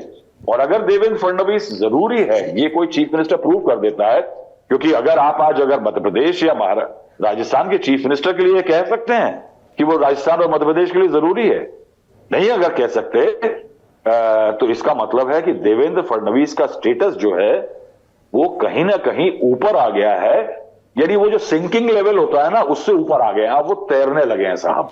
बीजेपी की जो वो है उसमें तैरने लगे हैं। इस कारण से मैं ये कहूंगा कि उनका this is a moment for Devendra Fadnavis जहां he has risen over the ordinary in the BJP, जिससे वो एक अलग कंटेंशन के लेवल पे आ गए हैं। मैं वापस राजदीप जी पर आता हूं। राजदीप जी, फडणवीस, जो इसी सवाल में ऐड करता हूं कि फडणवीस को लेकर के आरएसएस की कितनी बैकिंग है, क्योंकि वो शुरू से आरएसएस से जुड़े रहे हैं। क्या अब उन्हें सेकेंड लाइन की लीडरशिप में आगे की भूमिका में देखा जा रहा है? भविष्य में वो दिल्ली के भी दावेदार हो सकते हैं? देखिए, बिल्कुल मैं ये कहूंगा कि देवेंद्र फडणवीस ने एक प्रूव तो किया है कि महाराष्ट्र जैसे बड़े राज्य में वो भाजपा के नेता नंबर 1 बन गए हैं। तीसरी बार मुख्यमंत्री बन रहे हैं। पहली बार जब बने थे वो पहले मुख्यमंत्री थे वसंतराव नाईक के बाद, जो 70 के दशक में महाराष्ट्र के मुख्यमंत्री थे, जिन्होंने लगातार एक 5 साल का कार्यकाल पूरा किया था। उसके बाद तो 5 दिन की सरकार बनी, और जब 5 दिन की सरकार बनी तब देवेंद्र फडणवीस के पॉलिटिकल करियर को बहुत बड़ा सेटबैक पहुंचा, क्योंकि एक ऐसी इंप्रेशन गई कि ये बहुत महत्वाकांक्षी है, कुछ भी करेंगे, सरकार में आना है किसी भी हालत में। और उनको एक बैकस्टेप लेना पड़ा, क्योंकि तब उन्होंने सबको कहा था मी पुनः येणार, मैं वापस आ रहा हूं, चुनाव मेरे नाम पर जीता गया है, वो मुख्यमंत्री बनेंगे। लेकिन 5 दिन की सरकार बनी, और जब वो सरकार गिरी तो देवेंद्र फडणवीस के पॉलिटिकल करियर को काफी सेटबैक हुआ। उसके बाद जब लोकसभा में केवल 9 सीटें आई, आपको याद होगा देवेंद्र फडणवीस ने तो कहा था कि मैं इस्तीफा दूंगा, और मैंने उनको पूछा था क्या आप सीरियस थे? उन्होंने कहा वाकई मैं सीरियस था, मुझे लगा कि जो हुआ है मैं जिम्मेदारी लेना चाहता हूं। उसके 4 महीने बाद इतनी बड़ी जीत हासिल होती है तो उनको लगता है ये उनका man of the match moment है। मैन ऑफ द सीरीज में नहीं कहूंगा, मैन ऑफ द मैच है वो और एकनाथ शिंदे, ये उनको लगता है। इसलिए स्वाभाविक था कि बीजेपी को भी ये लगता है, आरएसएस को ये लगता है कि देवेंद्र फडणवीस ने बहुत कुछ सैक्रिफाइस किया, कि 2 साल पहले जब सबको लगा था वो मुख्यमंत्री बनेंगे, उनको उप मुख्यमंत्री बनाया गया। उन पर वो नहीं बनना चाहते थे, वो कह रहे थे मैं पार्टी के लिए काम कर रहा हूं, इसके बावजूद उनको कहा गया नहीं, पार्टी का आदेश है, आपको बनना पड़ेगा, और उनको आखिर में मानना पड़ा। और अमित शाह जी, एक चर्चा थी कि अमित शाह जी नहीं चाहते थे कि देवेंद्र फडणवीस बने उस समय, लेकिन उसके बावजूद इस साल जब औरंगाबाद में एक मीटिंग हुई थी, उसमें अमित शाह जी ने साफ कहा था, एकनाथ शिंदे वहां थे, कि हमने बहुत कुछ त्याग किया जब हमने मुख्यमंत्री पद आपको दिया, शिंदे जी को, और फडणवीस को नहीं बनाया। तो एक इशारों में एक बात थी कि अगर बीजेपी को अच्छी जीत होती है तो फडणवीस फ्रंट रनर है, और यही हुआ है, फडणवीस मुख्यमंत्री बने हैं। जब आप महाराष्ट्र जैसे राज्य के तीसरी बार मुख्यमंत्री बनते हैं और इतनी बड़ी जीत हासिल करते हैं, तो स्वाभाविक है कि चर्चा होगी क्या सेकंड रंग लीडरशिप में आप आगे, अब आपका नंबर आया है या नहीं।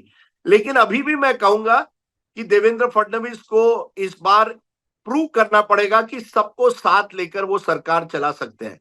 पिछली बार उन पर यही आरोप लगा कि कई बीजेपी के लोग भी प्राइवेटली कहते थे कि देवेंद्र फडणवीस की राजनीति केवल उन पर केंद्रित थी, वो दूसरों को साथ लेकर नहीं चल रहे थे। फिर वो पंकजा मुंडे हो, विनोद तावड़े हो, कई नेताओं पर ने प्राइवेटली कहा है कि देवेंद्र फडणवीस उनको साथ लेकर नहीं चलते थे, और विपक्ष को भी ऐसा लगा कि देवेंद्र फडणवीस दूसरों को खत्म करने में लगे हुए हैं। फिर वो शरद पवार हो या बाकी नेता हो, उनको कहीं ना कहीं एक वन मैन शो है।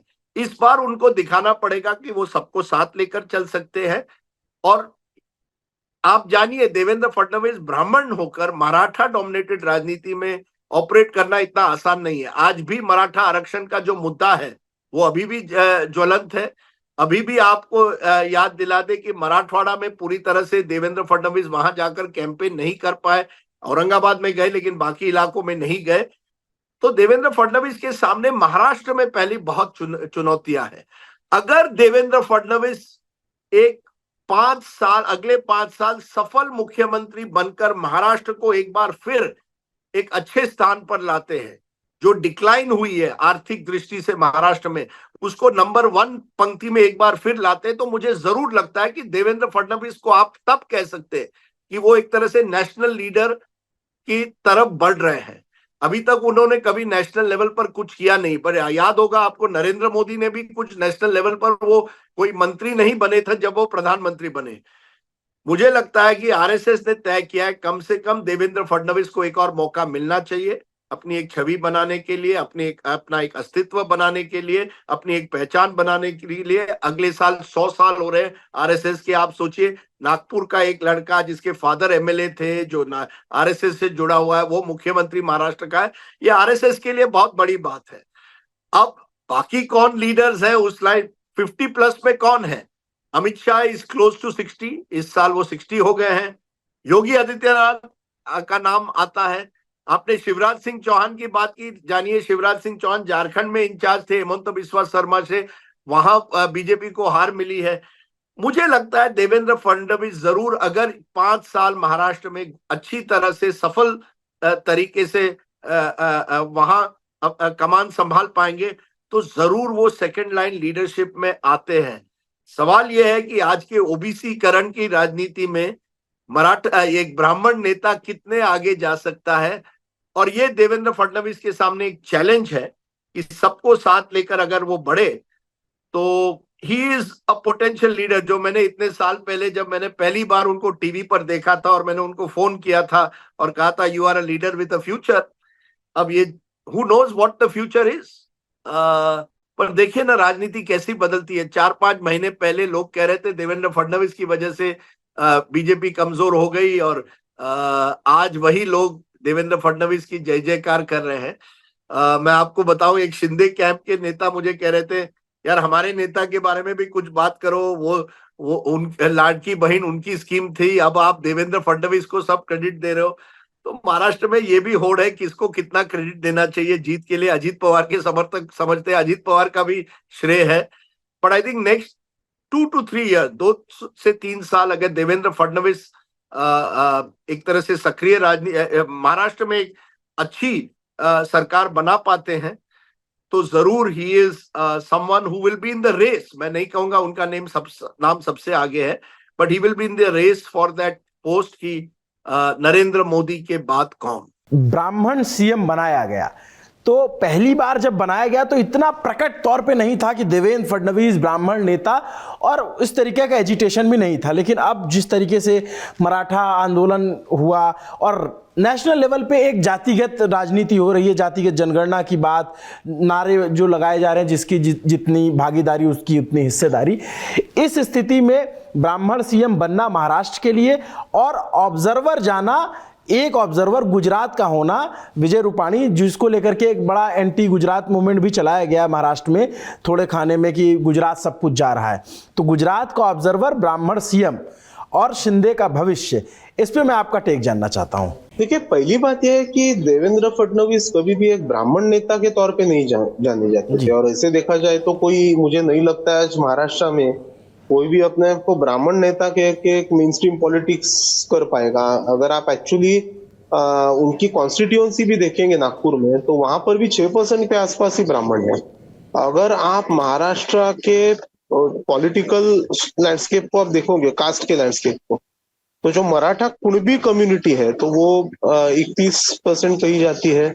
अभी ये जो Maharashtra state backward classes commission का एक रिपोर्ट है कि वो 28% है। लेकिन ये मराठा और कुणबी अलग है, मराठा अलग है। अगर आप सिर्फ मराठाओं को देखो तो 12 से 16% के आसपास ये कम्युनिटी आती है। लेकिन ये बहुत ऑर्गेनाइज्ड है, क्योंकि देखिए वो कास्ट कॉन्शियस है, और कास्ट कॉन्शियस होने के कारण वो ऑर्गेनाइज्ड है और झट से एक हो जाते हैं। तो महाराष्ट्र का ये डोमिनेंट कम्युनिटी है। जब देवेंद्र फडणवीस पहली बार मुख्यमंत्री बने थे तो उसके तुरंत बाद आपको याद होगा कि मराठा क्रांति मोर्चा निकले थे, और उनके लिए बहुत मुश्किल हालात पैदा हुए थे देवेंद्र फडणवीस के लिए। ये लग रहा था कि ये सारे जो मराठा संगठन जो है वो कहीं ना कहीं उन्हें विरोध कर रहे थे। लेकिन देखिए कि बीजेपी का बेस अभी ये ऐसे देखा जाए तो ओबीसी है, और खास करके जो माइक्रो ओबीसीज है वो भी बीजेपी के साथ है। तो उसका फायदा इस इलेक्शन में जरांगे पाटिल का जो आंदोलन था, तो उसका एक जो बैकलैश आया और बाकी ओबीसीज का काउंटर मोबिलाइजेशन हुआ, तो वो उन्हें फायदा हुआ। दूसरी बात यह है कि देवेंद्र फडणवीस के खिलाफ एक ऐसा ऑब्जेक्शन रखा जाता है कि जो भी उनके पार्टी में उनके विरोधक थे, एकनाथ खड़से हो जो आज बीजेपी में ही नहीं है, और एक समय ये था जो कि वो नंबर 2 थे कैबिनेट में उनके एज द रेवेन्यू मिनिस्टर, और काफी सारे पोर्टफोलियोज उनके साथ थे।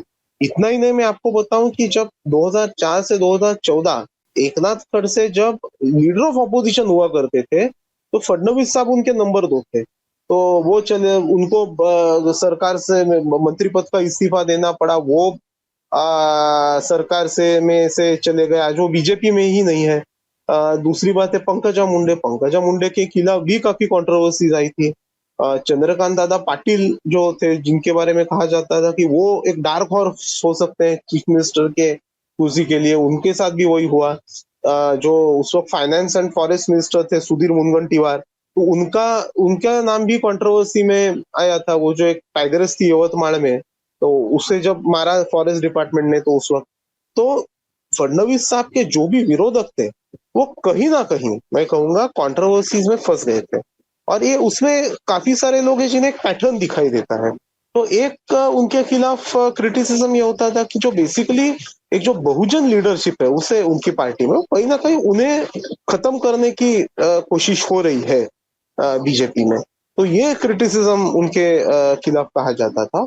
और मुझे लगता है कि आज अगर, जिसे लग्जरी ऑफ हाइंडसाइट हम कहते हैं, तो अगर लग्जरी ऑफ हाइंडसाइट में अगर देखा जाए तो 2022 में बीजेपी का ये मास्टर स्ट्रोक था कि उन्होंने देवेंद्र फडणवीस को नहीं तो एकनाथ शिंदे को चीफ मिनिस्टर बनाया, क्योंकि एक मराठा को चीफ मिनिस्टर बना के उल्टा महायुति को फायदा हुआ, ऐसे आज लग रहा है। क्योंकि अगर उस वक्त फडणवीस सीएम होते तो आप सोचिए कि क्या धार होती जरांगे पाटिल के आंदोलन की, क्योंकि उनका जरांगे पाटिल का काफी सारा गुस्सा फडणवीस के खिलाफ ही था। तो ये मुझे लगता है कि उनका मास्टर स्ट्रोक था, जिसका काफी फायदा उन्हें इस चुनाव में हुआ, मराठा मुख्यमंत्री होना। अभी रहा एकनाथ शिंदे का क्या होगा इस बात का सवाल। देखिए, आप अगर देखें ना तो एक थोड़ा एक प्रेडिकामेंट है बीजेपी का कि देखिए, महाराष्ट्र एक ही राज्य है जहां पर आपको 2 पार्टीज दिखाई देते हैं जो सेम हिंदुत्व वोट के लिए कम्पीट कर रहे हैं। एक है शिवसेना और दूसरी बीजेपी। अब ट्रेडिशनली अगर आप अनडिवाइडेड शिवसेना देखें बाला साहब के समय की, तो हिंदुत्व के बारे में बहुत एग्रेसिव थी। और आज के ही दिन जब 1992 में बाबरी मस्जिद को गिराया था कारसेवकों ने, आपको याद होगा कि जब बीजेपी के कद्दावर नेता ने कहा कि हमें कुछ नहीं मालूम है, ये तो शिवसैनिकों का काम लगता है, तो बाला साहब ने कहा था कि अगर मेरे शिवसैनिकों ने ये किया है तो मुझे उनका फक्र है, अभिमान है। तो बहुत ही एग्रेसिव उनका हिंदुत्व था। तो उस वजह से क्या हुआ कि कहीं ना कहीं ये जो कट्टर हिंदू वोट है वो ज्यादा, उसका झुकाव शिवसेना की तरफ था। आज वो शिवसेना नहीं रही, आज शिवसेना की थोड़ी बहुत कांग्रेस के जैसे ही हो गई है। तो लेकिन एकनाथ शिंदे की बात ऐसी है कि देखिए, एकनाथ शिंदे का प्रेडिकामेंट है कि भाजपा ने उद्धव ठाकरे को कहीं ना कहीं उनका कद कम किया है, तो इसीलिए वो एकनाथ शिंदे के रूप में एक नया उद्धव ठाकरे उभरने नहीं देंगे। ये पहली बात है। दूसरी बात यह है कि वो पूरी तरीके से इग्नोर भी नहीं कर सकते एकनाथ शिंदे को। इसका कारण यह है कि अगर एकनाथ शिंदे का जो एक, मैं कहूंगा, एक पॉलिटिकल हेफ्ट कम हो जाए तो उसका फायदा उद्धव ठाकरे को हो सकता है, वो बीजेपी कभी नहीं होने देगी। और मुझे लगता है कहीं ना कहीं उनका चैलेंज है कि ये काउंटर बैलेंस करना, अजीत पवार का इस्तेमाल करके कहीं ना कहीं एक काउंटर बैलेंस करना एकनाथ शिंदे के इन्फ्लुएंस को, एंड वाइस वर्सा। और ये बैलेंस वो कैसे ये कर सकती है, उसमें मुझे लगता है कि ये जो 5 साल आगे के कैसे जाएंगे सरकार की, इससे तय होगा। मैं साहिल जी आपसे एक और सवाल जानना चाहता हूं कि महाराष्ट्र की पॉलिटिक्स थोड़ा अलग सी है, थोड़ा हर रीजन की अलग पॉलिटिक्स है, और उसमें देवेंद्र फडणवीस पहले 5 साल मुख्यमंत्री रह चुके हैं, लेकिन तब उनके पास सिर्फ एक ही स्टेपनी हुआ करती थी, अब उनके पास 2-2 स्टेपनी है। तो आपने भी उनका इंटरव्यू भी किया। एक मेरी बड़ी दिलचस्पी है कि ऑफ कैमरा आप लोगों की कुछ राजनीति से रिलेटेड कोई बातचीत हुई, और दूसरा उनकी आने वाली चुनौतियां क्या है, मराठा आंदोलन, बीएमसी का चुनाव, या फिर जो फंड की क्राइसिस है वो क्या क्या है? देखिए, फिलहाल तो वो सरकार बनाने की इसमें है, मतलब क्योंकि मंत्री परिषद चुनना ये सबसे बड़ी चुनौती उनके पास है, और उसी को लेकर हमारी थोड़ी बहुत बातचीत हुई है। कुल मिलाकर मुझे उनकी बातचीत से ऐसा लगा कि वो, देखिए क्या है ना, 2014 में जब वो आए थे तब उसमें उनकी कोई ज्यादा चॉइस नहीं थी मंत्रिमंडल बनाने में, क्योंकि कुछ लोग जो है ना वो बनने ही वाले हैं। देखिए कुछ नाम ऐसे होते हैं ना कि अरे ये तो मंत्री बन ही जाएंगे किसी भी हालत में, तो वैसे वाले नाम थे उनके पास, जो महाराष्ट्र बीजेपी के पुराने और बड़े चेहरे थे, जैसे एकनाथ खड़से, पंकजा मुंडे, सुधीर मुनगंटीवार, प्रकाश मेहता, विनोद तावड़े, ये सब तो बनना ही था। तो उनके पास चॉइस ही कम, ये तो ऐसे ही बन रहे हैं, बाकी के लोगों को वो इससे बात करो, ये उसका नजदीकी है, ये उसका नजदीकी है। तो वो अथॉरिटी उनके पास 2-2.5 साल के बाद आना शुरू हो गया। आज की स्थिति में उनके पास अथॉरिटी है, आज की स्थिति में उनके पास वो पॉलिटिकल कंपल्शन भी नहीं है कि भाई इसको तो बनाना ही पड़ेगा, या 2022 में जैसे था कि भाई पसंद है नहीं है फिर भी बनाना तो पड़ेगा क्योंकि पॉलिटिकल कंपल्शन है। आज की स्थिति में पॉलिटिकल कंपल्शन नहीं है उन पर। तो अगर है तो वो सिर्फ इसका कंपल्शन हो सकता है कि भाई इस रीजन से बनाना पड़ेगा, या इस जाति समूह का बनाना पड़ेगा, या इन्होंने हमें बहुत संख्या में वोट किया है तो यहां पर उसको बनाना पड़ेगा। यही पॉलिटिकल जो हर कोई पार्टी या हर कोई सरकार बनाते समय विचार करता है, उस तरीके से ही होगा। बट इसको जस्ट बिकॉज उस व्यक्ति के कारण बनाना है, वो कंपल्शन उन पर नहीं है। दूसरा, कोई चैलेंज नहीं है यहां पर आज की स्थिति में, तो इसके लिए वो थोड़े से उस मामले में बड़े क्लियर लगे कि इस बार मिक्स बनाएंगे। कुछ लोग ऐसे होंगे कि जो पहले मंत्री रह चुके हैं, लेकिन बाकी लोगों को हटा के नए चेहरे लेके आएंगे, नए लोगों को मौका देंगे। ये ट्रूली टीम देवेंद्र बनाने की कोशिश उनकी रहेगी। कौन हो सकते हैं वो नए नाम? कई हो सकते हैं, नीतीश राणे हो सकते हैं, या फिर एक गोपीचंद पडलकर है सांगली से, जो माने जाते हैं कि शरद पवार पर जो मन में आए बोल सकते हैं, वैसे वाले नेता वो बन सकते हैं। कुछ मराठवाड़ा से नए नाम हम देखने को मिल सकते हैं कि जो अब तक हम मतलब माना जा रहा था कि भाई ये तो बनना ही है, वो देखने को मिल सकते हैं। तो मुंबई से कुछ नए चेहरे हमें देखने को मिल सकते हैं। तो ये सारी चीजें हमें देखने मिलेगी, ऐसा मुझे लगता है। और दूसरी तरफ वो अपने सहयोगी दलों को भी ये कह सकते हैं कि भाई आप इसको अंदर मत लीजिए, इसके वजह से दिक्कत होती है आप। इसलिए हम देख रहे हैं पिछले कुछ दिनों से कि शिवसेना का अगर कोई विधायक है जिसको मंत्री बनना है, इच्छा है, तो वो एकनाथ शिंदे को जाके तो बुके देगा ही, लेकिन उसके साथ साथ वो देवेंद्र फडणवीस के पास जाके उनको भी एक बुके दे देगा, और उसके बाद ट्वीट भी करेगा कि देवेंद्र फडणवीस जी से मुलाकात हुई, उन्हें मैंने शुभेच्छाएं दी। तो ये सारी चीजें अभी जरूर होगी, लेकिन चुनौती उनके पास काफी होगी। और दो तरीके की पॉलिटिकल चुनौती क्या होगी, एक तरीके से तो उनको साफ मैदान है, लेकिन पॉलिटिकल चुनौती ये होगी कि देवेंद्र फडणवीस एक पूर्व मुख्यमंत्री के सामने मुख्यमंत्री है, यानी एकनाथ शिंदे के सामने, और वो कहीं ना कहीं किसी चीजों पर क्रेडिट वॉर का सामना उन्हें करना पड़ सकता है। देखिए, एकनाथ शिंदे कोई ऐसे व्यक्ति नहीं है कि अब मुख्यमंत्री बनाए तो वो उसी तरीके से काम करेंगे। अजित पवार कर सकते हैं, वो प्रोटोकॉल फॉलो करेंगे, लेकिन एकनाथ शिंदे कई बार प्रोटोकॉल तोड़ने के लिए माहिर है। मुख्यमंत्री थे तब भी, और अब तो वो मुख्यमंत्री नहीं भी है, तो इसके लिए तो और भी उनको कोई रोक नहीं सकता। मसलन अगर कोई बड़ी घटना हो गई तो नॉर्मली मुख्यमंत्री का प्रोटोकॉल होता है कि वो जाए और वहां पर, या वो आदेश दे तब वो वहां के मंत्री जाए वहां पर। लेकिन शिंदे पब्लिक के आदमी है, वो जाके वहां पर खड़े हो सकते हैं। मसलन पूना में पानी भर गया तो एकनाथ शिंदे वहां पहुंच जाएंगे, उनका डिपार्टमेंट हो या ना हो, क्योंकि वो भी उप मुख्यमंत्री है, एक पार्टी के मुख्य नेता है। तो वो वाली चीज का उनको थोड़ा सा ध्यान रखना पड़ेगा कि वो आउट ऑफ टर्न क्रेडिट लेने वाली चीज जो है ना, क्योंकि लाड़की बहन के टाइम भी हमने देखा था जब योजना की घोषणा हुई तो एकनाथ शिंदे ने तुरंत उसका क्रेडिट इस तरीके से ले लिया कि बाकी सरकार के तौर पर क्रेडिट लेने में तो बहुत टाइम चला गया, इसके लिए उनकी छवि का बहुत असर पड़ गया उसमें। तो वो वाली एक चीज उनके सामने रहेगी। दूसरी एक चीज ये रहेगी कि इस बार 2014 की गलतियां वो नहीं कर पाए, क्योंकि अब उनके पास अनुभव है।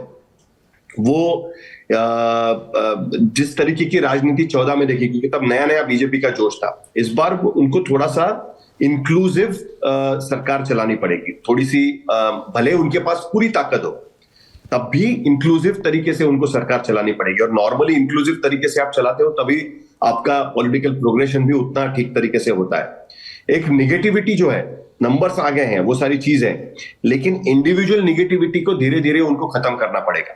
और सबसे अहम बात जो एडमिनिस्ट्रेशन के हिसाब से, कि वादे बहुत किए गए और चुनाव तो जीत गए उसके वजह से, लेकिन महाराष्ट्र में आप उस तरीके से सरकार नहीं चला सकते क्योंकि एक प्रोग्रेसिव स्टेट है।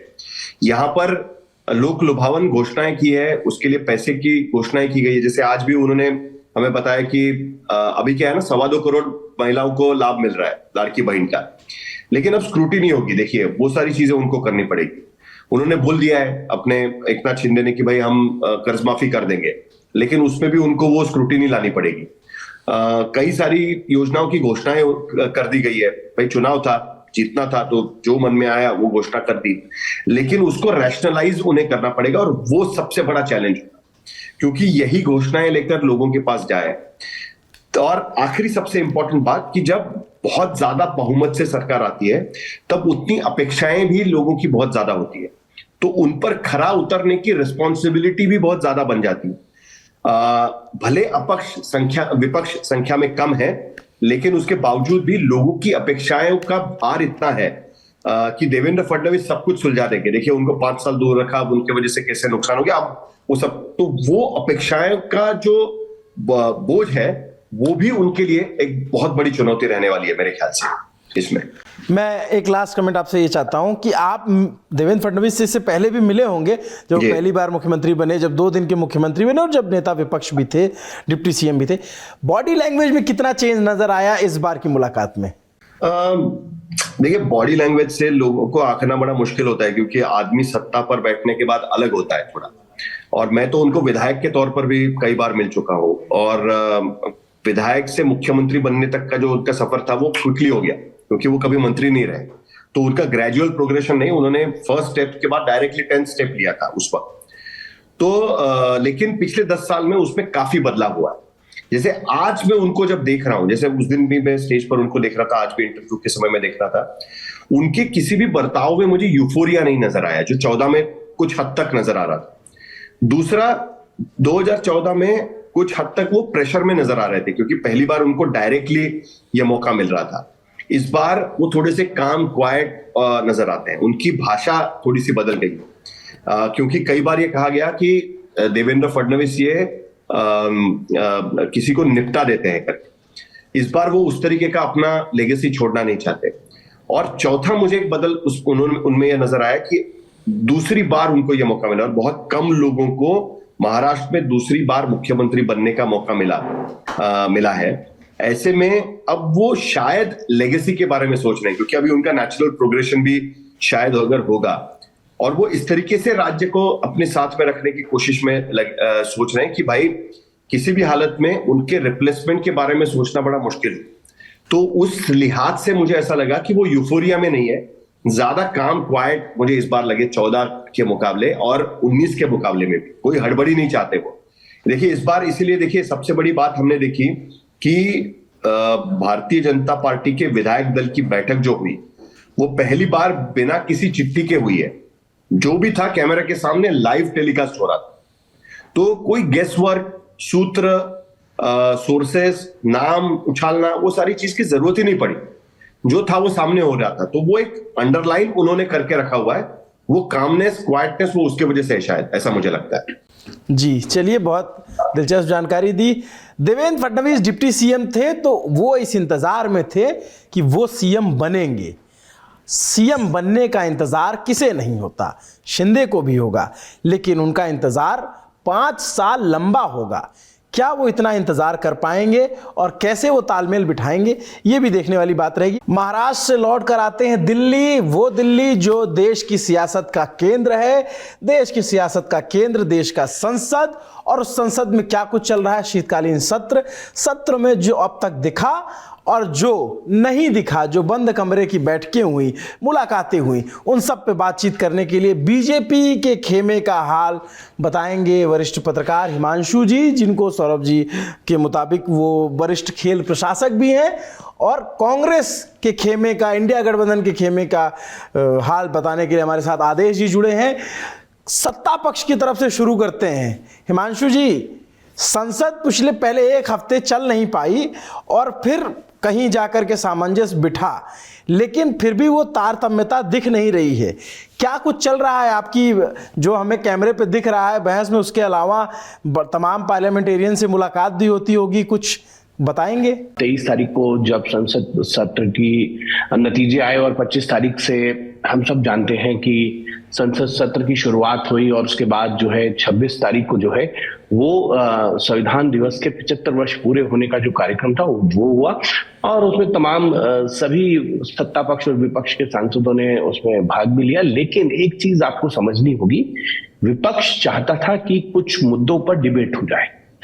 जिस तरीके से अडानी ग्रुप को लेकर अमेरिका के अंदर एलिगेशन लगे करप्शन के, उसके ऊपर वो चर्चा चाहते थे। संभल की घटना हो गई उसी बीच, उस पर चर्चा चाहता था विपक्ष। विपक्ष चाहता है महंगाई पे चर्चा हो जाए, विपक्ष चाहता है कि चाइना पे चर्चा हो, विपक्ष चाहता है कि बांग्लादेश पे चर्चा हो। और मुझे लगता है कि सरकार की तरफ से जब सर्वदलीय बैठक बुलाई गई, उस बैठक के अंदर सरकार की तरफ से साफ कर दिया गया था, अगर विपक्ष चाहेगा तो उन सभी मुद्दों पर चर्चा होगी जिन मुद्दों पर विपक्ष चाहता है चर्चा हो, लेकिन नियमों के तहत चर्चा होगी, और वो बीएससी यानी बिजनेस एडवाइजरी कमेटी के अंदर तय होगा। दोनों ही सदन के लिए, चाहे वो राज्यसभा के अंदर हो या लोकसभा के लिए, दोनों की बिजनेस एडवाइजरी कमेटी तय कर लेंगी किस मुद्दे पर कब चर्चा करनी है और किस नियम के तहत चर्चा करनी है। लेकिन विपक्ष की ये मांग रही कि आप सभी मुद्दों को छोड़कर जो है सबसे पहले इन मुद्दों पर चर्चा कीजिए, ये गंभीर मामले हैं। इसको लेकर जो है सरकार की तरफ से सरकार के खिलाफ सदन के अंदर नोटिस दिए गए प्रश्नकाल को स्थगित करने के लिए, और एडजर्नमेंट नोटिस, और साथ ही साथ ये कहा गया कि सारी चर्चाओं को छोड़ दीजिए, इस पर चर्चा होनी चाहिए। ये तमाम इस तरीके की चीजों को लेकर लगभग जो है एक हफ्ते तक ये क्रम चलता रहा। एक हफ्ते के बाद जो है स्पीकर ने सभी फ्लोर लीडर्स की बैठक बुलाई और उन्होंने एश्योर किया कि देखिए, आपको जिन मुद्दों पर चर्चा चाहिए वो कीजिए, लेकिन सदन की कार्रवाई को जो है वो सुचारू रूप से चलने दीजिए। जो गतिरोध बना हुआ है उसको अब समाप्त करना होगा। सभी पॉलिटिकल पार्टीज के जो फ्लोर लीडर्स हैं उन्होंने एश्योर किया कि हम सदन को चलने देंगे, और उसके बाद हम सब ने देखा कि सदन की कार्रवाई चली। लेकिन उस बीच राहुल गांधी जो है वो संभल चले गए, उनको जाने नहीं दिया जा रहा था। उसको लेकर कांग्रेस ने मांग उठाई, समाजवादी पार्टी ने उस पर अलग स्टैंड ले लिया। उन्होंने कहा कि जब हम उठा रहे थे तब आपने उठाया नहीं, आप अडानी अटैक कर रहे हैं। तो ये तमाम तरीके से विपक्ष भी कई मुद्दों पे बटा रहा। टीएमसी अलग चाहती है, टीएमसी कहती है कि सरकार का जो लेजिस्लेटिव है उसके ऊपर चर्चा में भाग लेना चाहिए। दूसरी तरफ समाजवादी पार्टी चाहती थी कि संभल के इशू को पहले लीजिए, अडानी के इशू को बाद में लीजिए। देश की जनता को जिससे ज्यादा रूबरू है वो संभल की घटना है। तो तमाम विपक्ष भी बटा नजर आया। लेकिन उसके बाद हम सब जानते हैं कि संसद की कार्रवाई चली भी है और बिल भी पास हुए हैं। तो ये तमाम national disaster management bill pass हो गया, बैंकिंग अमेंडमेंट बिल पास हो गया है, रेलवे अमेंडमेंट बिल को लेकर चर्चा पूरी हो गई। ये तमाम तरीके के कुछ बिलों को पास किया गया है। राज्यसभा के अंदर भी जो है वायुयान बिल को पास किया गया। लेकिन इन सब के बावजूद सरकार ने 8 दिन तक अपोजिशन के साथ संवाद करने की कोशिश नहीं की। उन्होंने जो भी संवाद करने की कोशिश की वो सदन में की। लेकिन अगर आपको सदन की कार्रवाई को सुचारू रूप से चलाना है तो उसके लिए आपको बैकडोर से बात करनी पड़ेगी। इसमें एंड ऑफ द डे आखिर आगे आए स्पीकर ओम बिरला, जिन्होंने ये बैठक बुलाई और उसमें सदन की कार्रवाई चली है। विपक्ष भी इस बात को जानता है कि जो विपक्ष एकजुट दिख रहा है वो संतरे की तरह एक है, ऊपर से एक दिखता है लेकिन अंदर से अलग अलग है। मैं अभी एक ताजा एग्जांपल बताता हूं। संभल की घटना के बाद जो है राहुल गांधी चाहते थे कि अखिलेश यादव जो है उनके साथ आके बैठे। केसी वेणुगोपाल ने अखिलेश यादव को कहा भी आप आगे आइए, राहुल गांधी के साथ बैठे या नहीं बैठे। अब ये घटना मैंने कल किसी समाजवादी पार्टी के सांसद से पूछी, उन्होंने कहा देखिए ये सब चीजें होती रहती हैं, इतनी नाराजगी और इतनी तलखी आ जाती है कई बार। सदन की कार्रवाई अब चल रही है, मुझे लगता है आज भी थोड़ा डिस्टर्बेंस हुआ है।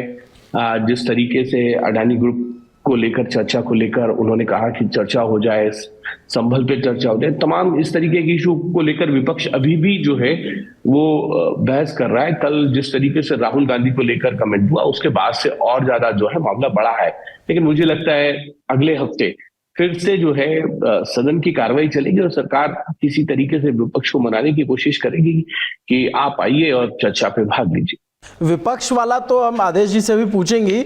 मैं सत्ता पक्ष की तरफ से जानना चाहता हूं, कुछ सांसदों से आपकी पर्सनल में भी मुलाकात हुई होगी, वो क्या बात कर रहे हैं, क्या चर्चा कर रहे हैं? प्रधानमंत्री अभी सदन में बड़ा कम दिखे हैं, होम मिनिस्टर भी कम दिखे हैं, ये शपथ ग्रहण समारोह और भी कार्यक्रम थे, उधर के खेमे की कुछ खबर दीजिए ना। देखिए, मैं आपको बता दूं, प्रधानमंत्री जो है सदन की कार्रवाई में वो संसद में मौजूद जरूर रहते हैं, इसमें कोई दो राय नहीं है। सुबह 10:30 से 10:45 के बीच में वो संसद भवन में आते हैं। अगर कोई उनकी महत्वपूर्ण बैठक दिल्ली में या दिल्ली से बाहर नहीं है, तो जब सदन चल रहा होता है तो वो जरूर आते हैं। इसमें किसी को कोई शंका नहीं होनी चाहिए। लेकिन सदन की कार्रवाई में उनका जो डे है लोकसभा में, वो मंगलवार है और राज्यसभा में बृहस्पतिवार यानी कि थर्सडे को है। तो वो जब भी कोई प्रश्नकाल रहता है प्रधानमंत्री कार्यालय से जुड़े हुए या उनके अंडर जितने डिपार्टमेंट्स हैं, विभाग हैं, उनसे जुड़े अगर प्रश्न होते हैं उस दिन, तो वो उसके जवाब के लिए रहते हैं। लेकिन जवाब प्रधानमंत्री नहीं देते, प्रधानमंत्री कार्यालय के जो मंत्री हैं, केंद्रीय राज्य मंत्री जितेंद्र सिंह, वो जवाब देते हैं। लेकिन प्रधानमंत्री उस वक्त सदन में रहते हैं, इसमें किसी को कोई संशय नहीं होना चाहिए। ये सही है, उनको 2 दिन रहना होता है और कोई ऐसी डिबेट या कोई ऐसा डिस्कशन, कोई ऐसा बिल जो बहुत महत्वपूर्ण है, तो उस वक्त वो सदन में मौजूद रहते हैं, चाहे वो लोकसभा हो या राज्यसभा हो। मुझे लगता है जो 13 दिसंबर और 14 दिसंबर को लोकसभा के अंदर जो है संविधान दिवस को लेकर चर्चा होगी, उस दौरान वो इस चर्चा के अंदर भाग भी लेंगे और मौजूद भी रहेंगे। हिमांशु जी बता रहे थे विपक्षी खेमे में कैसा कैसा चल रहा है, उससे आप कितना इत्तेफाक रखते हैं? और एक तस्वीर जिसको लेकर के बड़ी चर्चा और हमारी भी बड़ी दिलचस्पी है जानने में, प्रियंका गांधी सदन पहुंचते ही, पहली बार सांसद बनते ही उनकी एक तस्वीर आती है, गृहमंत्री अमित शाह के साथ बंद कमरे में उनकी बैठक होती है। और आमतौर पे इस तरह की तस्वीर गांधी परिवार की तरफ से नहीं देखी गई थी अभी तक। राहुल गांधी कम से कम नहीं दिखे, सोनिया गांधी भी प्रधानमंत्री या गृहमंत्री के साथ नहीं दिखी। वो क्या वाकया था, क्या बातचीत हुई और ये तस्वीर क्या मैसेज देती है? देखिए, प्रियंका गांधी ये अच्छे से जानती हैं और समझती हैं कि मीडिया इस देश में कितना महत्वपूर्ण है और मीडिया को क्या चाहिए, कौन सा फोटोग्राफ चाहिए, कौन सा वीडियो चाहिए, कौन सा बाइट चाहिए, कौन सी तस्वीरें चाहिए, ये प्रियंका गांधी से बेहतर कांग्रेस पार्टी के अंदर कोई नहीं समझता। दूसरा, जिसका आपने जिक्र किया कि अमित शाह के साथ वो बैठक, मैं आज एक शादी में था, कांग्रेस नेता के बेटे की शादी थी, वहां लगभग आधी कांग्रेस इकट्ठी थी और इस बात की चर्चा थी कि प्रियंका गांधी को अमित शाह से मिलने नहीं जाना चाहिए, क्योंकि इसके पीछे की एक वजह ये है कि जिस दिन राहुल गांधी, प्रियंका गांधी संभल जा रहे थे, तो गाजीपुर बॉर्डर से वापस आए, उसके आने के बाद किसी वेणुगोपाल और केरला के सांसदों के साथ प्रियंका गांधी एक डेलीगेशन लेके अमित शाह के पास गई और वायनाड को लेके पैकेज की मांग करी। तो कई सारे कांग्रेस नेताओं का ये मानना था कि प्रियंका गांधी को जाना नहीं चाहिए था, डेलीगेशन भेज देते या फिर एक पत्र लिख देती अमित शाह को और कहते कि हमें वायनाड में मदद चाहिए। एक उसी मीटिंग में एक तस्वीर वायरल है जिसमें प्रियंका गांधी हाथ जोड़ के नमस्कार कर रही है अमित शाह को, और वो फोटो बीजेपी के जो ट्रोल्स हैं वो उसको वायरल कर रहे हैं। तो गांधी के साथ मुझे लगता है कि ये चीज कैरी फॉरवर्ड नहीं होती कि वो इस तरह की फोटो सत्ता पक्ष के सामने उनकी आए। आपने देखा होगा कि राहुल गांधी कम से कम प्रधानमंत्री मोदी को और अमित शाह को हेड ऑन लेते हैं और अजीत डोवल को और गौतम अडानी को, ये 4 लोग, और इनसे कभी मिलने से थोड़ा परहेज करते हैं। जब से एलओपी बने हैं उसके बाद ही आपने देखा होगा कई कार्यक्रमों में प्रधानमंत्री मोदी और राहुल गांधी इकट्ठे आपको दिखाई दे जाते हैं, अदरवाइज वो ऐसा कोई तस्वीर या कोई ऐसा मौका नहीं होता जहां वो इकट्ठे हो। तो उसकी आपने चर्चा करी और अब बात करता हूं कि जो विपक्ष की बात हिमांशु जी कर रहे थे, गौतम अडानी के मुद्दे पे इंडिया अलायंस जो बिखरा हुआ है, उसकी बड़ी वजह है स्टेट्स में जो इन्वेस्टमेंट है गौतम अडानी की, वेस्ट बंगाल में, केरला में, और खासतौर पर टीएमसी और लेफ्ट गवर्नमेंट जो केरला में है वो। सुदीप बंदोपाध्याय के पास राहुल गांधी गए और कहा कि आप लोग सुबह प्रोटेस्ट में नहीं आए, तो उन्होंने कहा कि हमें किसी ने बताया ही नहीं। तो उन्होंने केसी वेणुगोपाल से पूछा, वहीं खड़े हुए थे, कि आपने बुलाया क्यों नहीं टीएमसी को? तो उन्होंने कहा कि रात को 10 बजे फैसला हुआ था और हम इनको फोन नहीं कर पाए, हम लेट हो गए थे। हालांकि राजनीति में रात को 10 बजे को लेट नहीं होता, क्योंकि इस बात को इनको अच्छे से पता था कि टीएमसी को बुलाने के बाद भी वो नहीं आएंगे। लोकसभा चुनाव में भी टीएमसी भले ही इंडिया गठबंधन का पार्ट हो, लेकिन उसने उस तरीके से हिस्सेदारी नहीं दिखाई जैसे दिखानी चाहिए थी। और अब महाराष्ट्र हरियाणा के हारने के बाद टीएमसी बार बार इस बात को लेकर मांग कर रही है कि राहुल गांधी को नहीं, ममता बनर्जी को आप नेता बनाइए और हम दिखाते हैं कि कैसे बीजेपी को हराया जाता है, जैसे बंगाल में हराते हैं। तो मैं ये कहूंगा कि गौतम अडानी के विषय पे और भी बहुत सारे विषय पे इंडिया अलायंस जो है वो आपको बिखरा हुआ नजर आएगा। इसकी बड़ी वजह ये है कि इंडिया अलायंस का जो मुख्य मकसद था वो था 2024 का लोकसभा चुनाव, जहां आपको आपके सामने मोदी को आपको टक्कर देनी थी। इनको लगता है कि हम उसमें कामयाब हुए हैं। विधानसभा चुनाव उसमें कोई कंपल्शन नहीं है कि नहीं आपको अलायंस करना ही करना है, उसमें आपकी मर्जी है, अगर आपको सूट करते हो तो आप करिए। हरियाणा के चुनाव में राहुल गांधी के कहने के बावजूद भी समझौता नहीं हो पाया, जबकि आम आदमी पार्टी 3 सीट पे राजी हो गई थी। अब फिर दिल्ली का चुनाव है और यूपी के चुनाव में भी आप देखिए कि आपने सारी सीटें कहा कि अखिलेश यादव ही लड़ेंगे, क्योंकि वो मनपसंद सीट देना नहीं चाहते थे कांग्रेस पार्टी को, और जो देना चाहते थे कांग्रेस पार्टी लड़ना नहीं चाहती थी।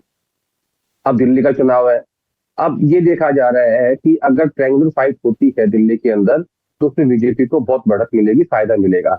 अब केजरीवाल अपने हिसाब से सर्वे करवा रहे हैं। एक दिल्ली में कॉमन फैक्टर देखिए आप, इस वक्त क्या हो रहा है, जितने बीजेपी के नेता हैं, माफ कीजिएगा, जितने कांग्रेस के नेता हैं, उनको आम आदमी पार्टी तोड़ रही है और आम आदमी पार्टी के नेताओं को बीजेपी तोड़ रही है, लेकिन कांग्रेस के पास कोई नहीं आ रहा है। लेकिन उसके बावजूद भी जिस तरीके से सर्वे करा के आम आदमी पार्टी या अरविंद केजरीवाल अपने लोगों की टिकट ना काट के उनके वो एक सेफ एग्जिट दे रहे हैं, वो दिखाता है कि राजनीति में कम्युनिकेशन एक बहुत बड़ा माध्यम है जो कांग्रेस और बीजेपी यूज नहीं करती। वो पहले टिकट काट देती हैं, फिर वो बागी हो जाते हैं और फिर वो अपनी पार्टी का टिकट काट दे, कैंडिडेट हार जाता है। मैं पहली बार ऐसा मॉडल देख रहा हूँ दिल्ली में कि चाहे वो स्पीकर हो, चाहे वो आज ही एक विधायक है, उन्होंने कहा, उनका नाम शायद दिलीप है, उन्होंने कहा चुनाव नहीं लड़ेंगे, उन्होंने इनडायरेक्टली ऐसा बोला। तो कुल मिला के मैं आपको ये कह सकता हूं कि विपक्ष अब आने वाले दिनों में आपको सारे मुद्दों पे इकट्ठा दिखाई नहीं देगा, ये उनकी अपनी अपनी राज्यों की मजबूरियां हैं। विपक्ष का जो मेन मकसद था इंडिया अलायंस का लोकसभा चुनाव, वो पूरा हो चुका है। अब सब अपनी अपनी सहूलियत के हिसाब से राजनीति कर रहे हैं और खास तौर पर गौतम अडानी के मुद्दे पे विपक्ष आपको बिल्कुल बिखरा हुआ नजर आएगा। यहाँ पे एक चीज़ जो आपने बताया उस शादी में जो वाकया और बहुत सारे नेता कह रहे तो उस पर मैं थोड़ा और जानना चाहूँगा आपकी सहूलियत के हिसाब से कि क्या विपक्ष तो अब अलग अलग है ही, क्या कांग्रेस के अंदर प्रियंका गांधी गुट और राहुल गांधी गुट भी अलग अलग है क्या? आज से थोड़ी स्टार्टिंग से ही है, ये कोई नई बात थोड़ी पूछी आपने जी। ललन टॉप पे मैं इसका जवाब कई बार पहले भी दे चुका हूँ।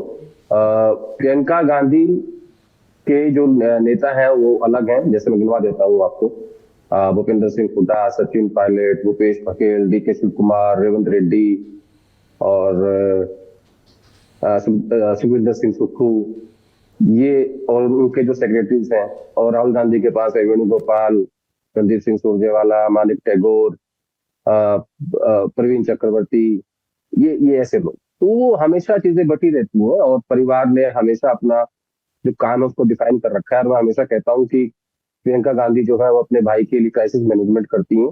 अब क्योंकि वो पहली बार 52 साल की आयु में संसद पहुंची हैं, और मैं ये कहूंगा कि जो प्रियंका गांधी 6 महीने पहले चुनाव लड़ना नहीं चाहती थी, अब समय और परिस्थितियों ने उन्हें लोकसभा भेज दिया है। तो अब उनका ये एक नई टेस्टिंग है कि वो कैसे आपको नजर आएंगी। और आप देख रहे होंगे कि किस तरीके से मीडिया का स्पेस, या मैं कहूँगा मीडिया, उनके ऊपर काफी फोकस भी कर रहा है। उनकी फोटोज पे, उनकी बाइट्स पे, उनके प्रोटेस्ट करने के तरीके पे, उनके मास्क पे, उनके जो स्टिकर लगा था पीछे की मोदी अडानी एक है। तो प्रियंका गांधी को जैसे मैंने स्टार्टिंग में कहा कि बहुत अच्छे से आता है कि मीडिया का इस्तेमाल कैसे होता है, या मैं ऐसे कह दूं कि जिस तरीके से प्रधानमंत्री मोदी को आता है उसी तरीके से कांग्रेस पार्टी में प्रियंका गांधी को आता है। मैंने आज ये सवाल दोबारा इसलिए रिपीट किया था क्योंकि इसके साथ मेरा एक सप्लीमेंट्री सवाल जुड़ा हुआ है आदेश जी। सवाल ये जुड़ा है कि जब से प्रियंका गांधी सांसद बनी है और उनकी तस्वीरें इस तरीके से मीडिया में उनको ज़्यादा हाईलाइट हो रही हैं और ज़्यादा उनकी तस्वीरें दिखाई जा रही हैं, तो लोगों ने, कई पॉलिटिकल कमेंटेटर ने कहा कि राहुल गांधी के लिए बाहर के लोग तो बाद में चुनौती है, पहले चुनौती तो उनकी प्रियंका गांधी ही बनने जा रही हैं। नहीं, देखिए क्या है, ये कंपटीशन ना बहुत पहले खत्म हो चुका है। मैं आपको उसका उदाहरण दे देता हूँ। राहुल गांधी 5 बार के लोकसभा सांसद हैं, एलओपी हैं और पूर्व कांग्रेस अध्यक्ष हैं, और 3 अलग अलग लोकसभा क्षेत्रों से लड़ चुके हैं। प्रियंका गांधी पहली बार की लोकसभा की सांसद हैं वायनाड से, और इन दोनों की आयु में 2 साल का अंतर है, लेकिन इनके राजनीति में अंतर इतना है कि आप लोकसभा के अंदर राहुल गांधी की सीट देख लीजिए कहां पे है और प्रियंका गांधी की सीट देख लीजिए कहां पे। कितना उसका गैप है ना, उतना ही राजनीतिक डिफरेंस दोनों में आपको नजर आएगा। यानी मुझे ऐसा लगता है कई बार, लेकिन मैं आपको ना एक बात और बोल देता हूँ आज, जब तक मैंने कहीं बोली नहीं। एक नया चैलेंज खड़ा हो गया पार्टी के सामने, वो चैलेंज है लीडरशिप क्राइसिस का। आप देखिए महाराष्ट्र में पैन महाराष्ट्र कोई नेता इनके पास नहीं बचा जिसको ये कह सके कि हाँ ये हमारा नेता है जिसको हम इन्वेस्ट कर सकते हैं। आप देखिए मध्य प्रदेश में, आप देखिए दिल्ली में, आप देखिए, तब मैं कहूंगा कि हुड्डा के बाद हरियाणा में, हिमाचल प्रदेश में, यूपी में पहले से नहीं है, उड़ीसा में नहीं है, आंध्रा में नहीं है, वेस्ट बंगाल में नहीं है। तो पार्टी, और मैं ये कह दूं अगर आपको कि 2019 का लोकसभा चुनाव और 2024 का लोकसभा चुनाव राहुल गांधी के चेहरे पे लड़ा गया है और उन्हें सफलता नहीं मिली, 52 से 99 सीटों पे आप आए हो, तो हम ये भी कह सकते हैं कि 2027 में कांग्रेस पार्टी को, 2022 में खड़गे साहब अध्यक्ष बने थे, 27 में उनका कार्यकाल है 5 साल का, तो कांग्रेस पार्टी को अब नया अध्यक्ष चुनना होगा जिसकी शुरुआत 26 से ही हो जाएगी। अब अगर राहुल गांधी एलओपी रहते हुए अध्यक्ष बनते हैं तो बात आएगी कि भैया उदयपुर चिंतन शिविर में आपने कहा था, संकल्प लिया था कि एक व्यक्ति के पास एक ही पोस्ट होगी। दूसरा, जिस तरीके का मिजाज राहुल गांधी का है, मुझे लगता नहीं है कि वो वापस कांग्रेस अध्यक्ष बनेंगे। तो ऐसे में जिस समय और परिस्थितियों ने प्रियंका गांधी को सांसद बनाया है, कहीं ऐसा ना हो कि वो समय परिस्थितियां प्रियंका गांधी को पार्टी की कमान भी सौंप दे।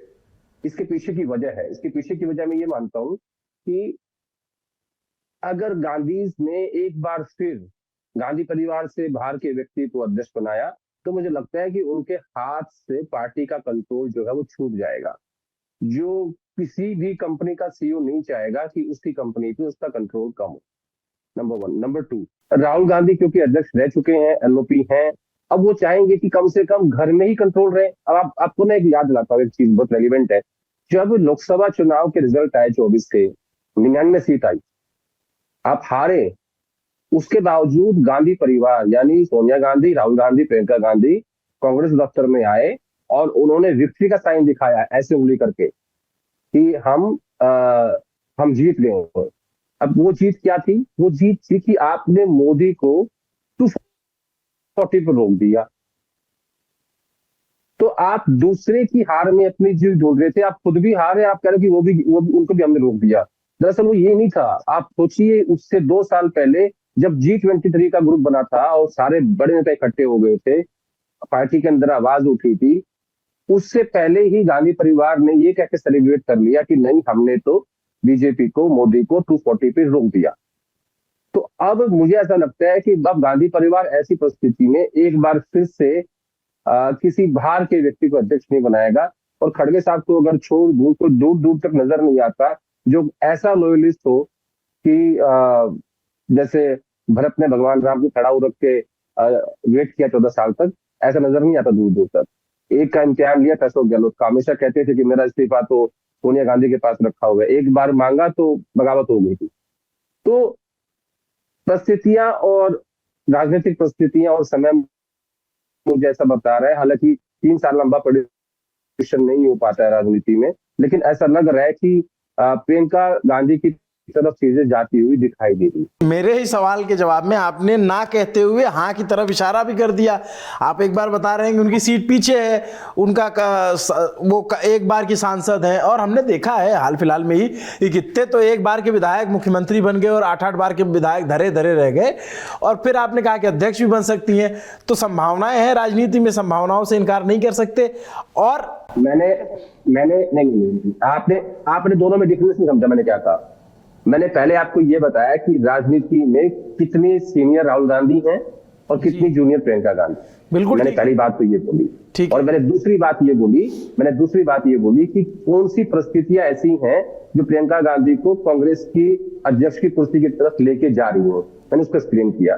हालांकि मैंने उसमें एक बात और कही कि 3 साल लंबा प्रदर्शन करना राजनीति में बहुत मुश्किल होता है, लेकिन आज के हालात में जब मैं आपसे बात कर रहा हूं तो परिस्थितियां ऐसी बन रही हो। 6 महीने पहले जब लोकसभा चुनाव हुआ, प्रियंका गांधी उत्तर प्रदेश में चुनाव लड़ना ही नहीं चाहती थी, और लड़ी नहीं। क्यों नहीं लड़ी? क्योंकि किसी को अंदाजा नहीं था कि उत्तर प्रदेश से ऐसा रिजल्ट आने वाला है, या पूरे देश में बीजेपी जो है वो 240 पर रुक जाएगी। ये कांग्रेस पार्टी ने कभी कल्पना भी नहीं की। ये देश के लोगों ने एक उम्मीद दी विपक्ष को, और उसके बाद राहुल गांधी 2 सीट से लड़े, रायबरेली जीते, और 5 सीट कांग्रेस पार्टी और जीती। ये सबसे बड़ी बात है।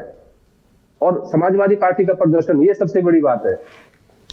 उसके बाद उन परिस्थितियों ने, उन नतीजों ने विपक्ष को एक हिम्मत दी, और उसके बाद प्रियंका गांधी जो है वो वायनाड से लड़ने के लिए राजी हो गई, क्योंकि मजबूरी हो गई थी। बिल्कुल ठीक बात है। 2019 में जब प्रियंका गांधी को महासचिव बनाया, जब महासचिव उनको बनाया 2019 में, उनको उत्तर प्रदेश दिया गया। बहुत बड़ा एक्सपेरिमेंट था। इतनी बड़ी कंपनी का मालिक अपने बच्चे को ऐसी जगह फैक्ट्री लगाने के लिए नहीं बोलता, ना जहाँ पानी है, ना जहाँ अच्छी जमीन है, और जहां आप प्रोडक्शन कर ही नहीं सकते, लेकिन यहाँ किया गया और फैक्ट्री नहीं लग पाई। और अब आप चाहते थे कि वो वहीं से लड़े, लेकिन उन्होंने इनकार कर दिया।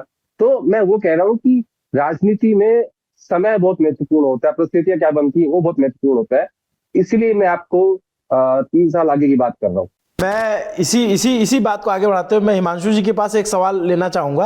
हिमांशु जी, तो फिर बीजेपी के लिए तो ये मुफीद रहेगा या फिर मुश्किल होगा कि उनके लिए ये ज़्यादा सूट करता है कि गांधी परिवार के इर्द गिर्द ही चीज़ें बुनती रहें, और उनका जो परिवारवाद के खिलाफ जो वो बोलते हैं, खैर उनमें भी परिवारवाद के बतेरे उदाहरण हैं, लेकिन उनका वो नैरेटिव तो मजबूत होता है इससे।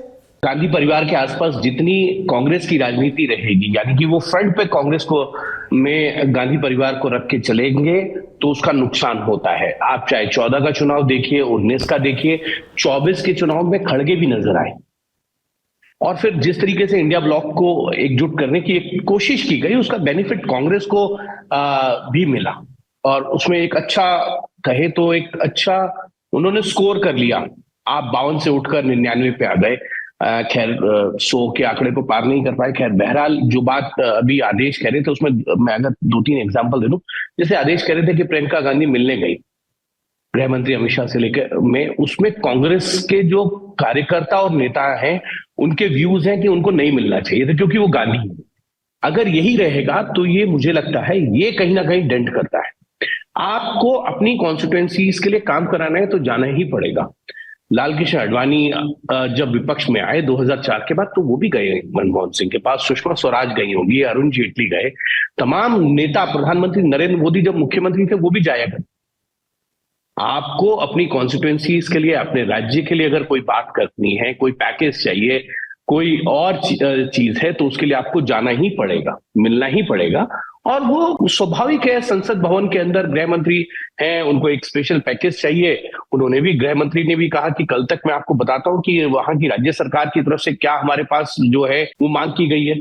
अब उस फोटो को लेकर तरह तरीके के व्यूज आए कि भाई इनको नहीं जाना चाहिए था, या इन्होंने नमस्कार किया। ये एक मुझे लगता है इस तरीके की पॉलिटिक्स के लिए अब जगह नहीं है। हाँ, दूसरी बात जो अभी आदेश कह रहे थे ना कि वो बनेंगी नहीं, उनका राजनीति में अभी नया एक्सपीरियंस है, लेकिन वो महासचिव रह चुकी पार्टी की। दूसरी चीज, आदेश जो है इनकार करते करते इकरार भी कर रहे थे। वो ये भी कहना चाहते हैं कि नहीं आए लेकिन आ भी सकती हैं, तो वो तो आना ही है। उसमें आदेश भी जानते हैं इस चीज को, क्योंकि 3 साल का टर्म है ना। और भारतीय जनता पार्टी को तो इससे बेहतर कोई सूट ही नहीं करेगा कि गांधी परिवार पे हो तो उनका अटैक सीधा गांधी परिवार पे हो, उसका फायदा मिलेगा। दूसरा जो बात आदेश कह रहे थे कि इंडिया ब्लॉक के साथ उनकी ट्विनिंग नहीं हो पा रही है, वो अडानी मुद्दे को लेकर चल रहे हैं। आपको गठबंधन की जो राजनीति है ना, उसको एडजस्टमेंट करना पड़ता है। उसमें कुछ चीजें आपको छोड़नी पड़ती हैं, कुछ चीजें ऐसी स्वीकार करनी पड़ती है जिनको आप स्वीकार नहीं करना चाहते हैं। मैं उदाहरण दे देता हूं। महाराष्ट्र के अंदर एकनाथ शिंदे आए, उनके साथ 41 विधायक आए थे, लेकिन उनको मुख्यमंत्री बना दिया 2.5 साल के लिए। बिहार में नीतीश कुमार से डबल लगभग संख्या पे जो है वो भारतीय जनता पार्टी को बहुमत मिला, लेकिन नीतीश कुमार को बनाया उन्होंने। ये आपको एडजस्टमेंट करने पड़ेंगे। अगर आपको अपने गठबंधन के साथियों को अपने साथ रखना है तो उसके लिए आपको एडजस्टमेंट करने पड़ेंगे। आप ये नहीं कहेंगे कि आप छोटे हैं तो आप नीचे रहिए। ये एक और चीज है, अखिलेश यादव हरियाणा में 1 सीट मांग रहे थे, आदेश जानते हैं नहीं मिली। इसमें एडजस्ट करना पड़ेगा। और मुझे तो जेडीयू के एक बड़े नेता ने बताया था कि मध्य प्रदेश में जब उनको कहा गया 1 सीट देंगे और कमलनाथ ने कहा छोड़िए ना, नहीं देनी है, तो मल्लिकार्जुन खड़गे ने नीतीश कुमार को फोन करके ये कहा कि कमलनाथ राजी नहीं हो रहे हैं 1 सीट देने के लिए भी, जो बात हुई थी इंडिया ब्लॉक के अंदर उनको गठबंधन में। तो कांग्रेस का जो लीडरशिप है उस पर कंट्रोल नहीं है। हुड्डा ने नहीं देने दी 1 भी सीट अखिलेश यादव को। वो चाहते थे 1 सीट वहां पे, अगर मिल जाती तो शायद उनको कुछ वोट मिल जाते। यही बात अखिलेश मध्य प्रदेश चुनाव में चाहते थे कि भिंड, मुरैना, ग्वालियर में उनको 1-2-4 सीटों का मिल जाए, 1 मिल जाए, सिंबॉलिक हो जाए, नहीं दी गई। उसका आपको नुकसान हो गया। गठबंधन एडजस्टमेंट के लिए है, आपको कुछ चीजें छोड़ने पड़ेंगी, कुछ स्वीकार करने पड़ेंगे। वो नहीं कर रही है कांग्रेस। बहरहाल अगर इसी तरीके से चलेगा तो भारतीय जनता पार्टी के लिए तो पोबारा है, इसमें कोई दो राय नहीं है। और चलते चलते एक सवाल का जवाब दे दिए हिमांशु जी, अडानी के मुद्दे पर संसद में चर्चा होगी या नहीं होगी? सरकार इस पे तैयार होगी? देखिए, मुझे लगता है कि बीएससी तय करेगी। अब कांग्रेस बाहर तो प्रोटेस्ट कर रही है। जो बिजनेस एडवाइजरी कमेटी होती है, जो हफ्ते भर का तय करती है संसद की कार्रवाई किस तरीके से चलेगी, कौन सी उसमें बिल लिए जाएंगे, उसके लिए कितना समय एलोकेट किया जाएगा, किस मुद्दे पर जो है वो चर्चा हो, शॉर्ट ड्यूरेशन में हो या किस नियम के तहत चर्चा हो जाए, उसमें मंत्री को रिप्लाई करना है नहीं करना है, तो ये तमाम तरीके की चीजें हैं। लेकिन इस पर फोकस कौन कर रहा है? कांग्रेस उसको लेकर बीएससी में कह रही है कि आप इस पर चर्चा कराइए, शॉर्ट ड्यूरेशन करा लीजिए या 193 पे चर्चा हो जाए। वो सवाल वो है, आप अलायंस पार्टनर को भी कन्विंस कर पाएंगे कि पहले अडानी पे हो या संभल पे हो चर्चा? ये चर्चाएं होती हैं। शॉर्ट ड्यूरेशन जो है वो लगभग 1.5 से 2 घंटे का होता है। 193 में 5 घंटे तक का समय जो है एलोकेट किया जाता है और उसमें मंत्री जवाब भी देते हैं। जो कंसर्न मंत्री होते हैं उनका जवाब आता है। अगर अडानी को लेकर चर्चा होगी और सेबी को लेकर चर्चा होगी तो वित्त मंत्री निर्मला सीतारमन उस पूरी चर्चा के दौरान जो है वो सदन में मौजूद भी रहेंगी और उसका जवाब भी देंगी। लेकिन 184 पर जो है वो डिवीजन होता है। तो 184, 193 या शॉर्ट ड्यूरेशन, किस नियम के तहत आपको चर्चा करानी है, और वो कांग्रेस को मांग करनी पड़ेगी, वो अपोजिशन को मांग करनी पड़ेगी। और भारतीय जनता पार्टी या ये कहें कि मोदी सरकार के लिए सबसे अच्छी बात यह है कि अडानी ग्रुप पे जो है वो पूरा इंडिया ब्लॉक बटा हुआ है। टीएमसी बाहर है, समाजवादी पार्टी अलग हो गई है। संभल को लेकर चर्चा के लिए समाजवादी पार्टी चाहती है, कांग्रेस कितना चाहेगी या डीएमके उसके ऊपर चाहती है नहीं चाहती, ये एक बड़ा मुद्दा है। जब बिजनेस एडवाइजरी कमेटी होगी तो उसके सभी मेंबर्स वहां पे मौजूद होंगे। क्या विपक्ष इतना बटा हुआ है जितना हिमांशु जी कह रहे हैं और आप भी जिसकी चर्चा कर रहे थे? और दूसरी चीज़ है, क्या सीटों को लेकर के भी विपक्ष के खेमे में कुछ मनमुटाव है क्या? क्योंकि जो अखिलेश यादव पिछले सत्र में हमें राहुल गांधी के बगल दिख रहे थे, अवधेश प्रसाद दिख रहे थे, वो अब फ्रेम में नजर नहीं आ रहे हैं? नहीं, देखिए, क्योंकि लोकसभा चुनाव जीत के आए थे और अयोध्या की सीट अवधेश प्रसाद सिंह जीते थे, उसको ट्रॉफी की तरह दिखाते थे, तब ज्यादा एकजुटता थी विपक्ष के बीच में, सब एक साथ दिखाई दे रहे थे आपको और नई नई जीत की सेलिब्रेट कर रहे थे। अब क्योंकि विंटर सेशन है और इस बीच में 4 राज्यों के चुनाव भी हो चुके हैं और थोड़ी थोड़ी दूरियां भी आई हैं, थोड़े थोड़े इश्यूज अलग हुए हैं और अब हर राजनीति के हिसाब से राजनीति कर रही है। तो इसलिए मुझे लगता है कि इसकी वजह ये है जो सीट की बात आप कर रहे हो। और क्या होता है, बड़े नेताओं में ना इतनी ज्यादा कटुता नहीं होती, ये कभी भी आपस में बात कर लेते हैं। किस दिन प्रियंका गांधी चाहेंगे फोन करके फोन करेंगे, अखिलेश यादव बात करेंगे। और अब धीरे धीरे पता क्या होने वाला है पार्लियामेंट में, अभी तक कांग्रेस पार्टी की तरफ से केसी वेणुगोपाल जो है वो बातचीत करते थे सारी विपक्षी पार्टियों से। अब मुझे लगता है वो रोल प्रियंका गांधी ले लेंगी, क्योंकि वो लोग भी चाहते हैं विपक्षी पार्टियां भी हम गांधी परिवार के किसी व्यक्ति से बात करें ताकि एक जवाबदेही तय हो सके, ताकि एक डायरेक्ट रिश्ता ही डेवलप हो सके। हिमांशु जी जिसकी बात कर रहे थे उस बिखराव की, और आप पहले उस पर कमेंट कर रहे थे, लेकिन उनकी जो एक टिप्पणी थी उस पर आप अगर कुछ कहना चाहें कि गांधी परिवार को इस औरे से बाहर निकलना पड़ेगा कि नहीं, हम तो वी आर गांधीज और हम नहीं जाएंगे किसी के पास। जिस दिन वो इससे बाहर निकल जाएंगे, वो जो पार्टी की स्थिति आज है वो और बैठ जाएगी। जैसे एक कांग्रेस पार्टी के नेता है, वो राजा है, तो वो शीशा खोल के और जनता से बात कर रहे थे, तो उनके एडवाइजर ने कहा कि ये शीशा बंद कर दीजिए, आपको तब तक ही जनता वोट देगी जब तक आप राजा हो। जिस दिन आप आम प्रजा हो जाओगे ना, आपको वोट ही नहीं देगा। और हुआ भी वैसा ही, वो चुनावी हार गए बाद। कौन तो कौन गांधी परिवार अगर अपने आप को, एक नेता थे, मैंने नाम नहीं लिया, अभिनव आदेश ने नाम बता दिया ज्योतिरादित्य सिंधिया का कि वो चुनाव भी हार गए। अच्छा, ज्योतिरादित्य सिंधिया देखिए, आपने, उन्होंने कहा चुनाव हार गए थे। आपको ये लगता है कि सिंधिया को एडवाइजर होगा और वो उसकी सुनते भी होंगे? आपको ऐसा लगता है? नहीं, मैंने कहा कि वो सुनी होगी और अंदर रहा हो। खेल होता है परसेप्शन का। परसेप्शन में अगर गांधी जो है वो अपने आप को नीचे लेके आएंगे तो इससे पार्टी को और ज्यादा नुकसान होगा।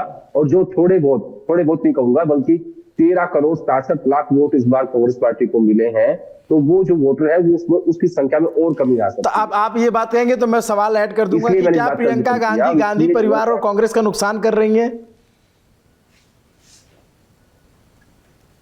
नहीं, मैंने ये नहीं काम नुकसान कर रही हूँ। मैंने इस बात का जिक्र किया आपको कि मैं शादी में गया था आज, और वहां पे कई नेताओं ने इस बात को लेकर कहा कि भैया उनको नहीं जाना चाहिए था, क्योंकि जिस तरीके की फोटो एक आई उनको प्रणाम करते हुए अमित शाह को, और खुद वहां पे गई अपने।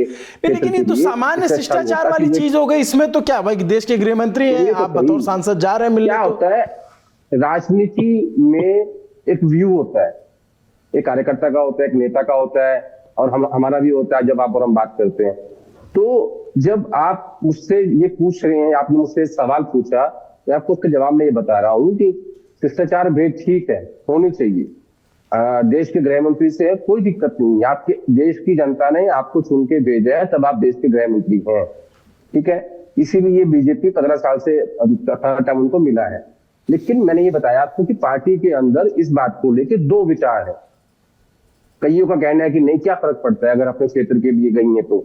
इससे ये भी मैसेज जाता है कि नहीं, प्रियंका गांधी खुद चल के गई तो वायनाड के लोगों को संदेश दिया होगा, देखिए मैं आपके लिए कितना मेहनत कर रही हूँ दिल्ली में। लेकिन कईयों का ये भी कहना है कि आप हमारी भविष्य की नेता भी तो हो सकती हैं, आपको ये करने की जरूरत क्या थी, आप एक चिट्ठी लिखती या डेलीगेशन भेज देती सांसदों का, केरल वालों का, तो आपके पास और भी बहुत सारे विकल्प थे।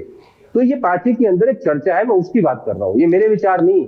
चलिए, ऑन दैट नोट हमारे सभी मेहमानों का शुक्रिया। चिट्ठियां लिखने का सिलसिला जारी रहेगा, जारी रहेगी संसद की बहस, नेताओं की आम तौर पर एक दूसरे से मिलना जुलना, और नेता नगरी में जारी रहेगा अंदर खाने बंद कमरों में हुई बातचीत, और जो कैमरे के सामने दर्ज नहीं हुई उन सारी बातचीत को आपके सामने खोलने का सिलसिला। देखते रहिए दी ललन टॉप। नमस्ते, मेरा नाम अभिनव पांडे है। आपको ये पूरा एपिसोड कैसा लगा, ये पूरी बातचीत, ये पूरी जानकारी कैसी लगी, ये चर्चा कैसी लगी, कमेंट करके जरूर बताइएगा। सौरभ जी नहीं है, मेरे से आपने काम चलाया, आपका इसके लिए बहुत शुक्रिया।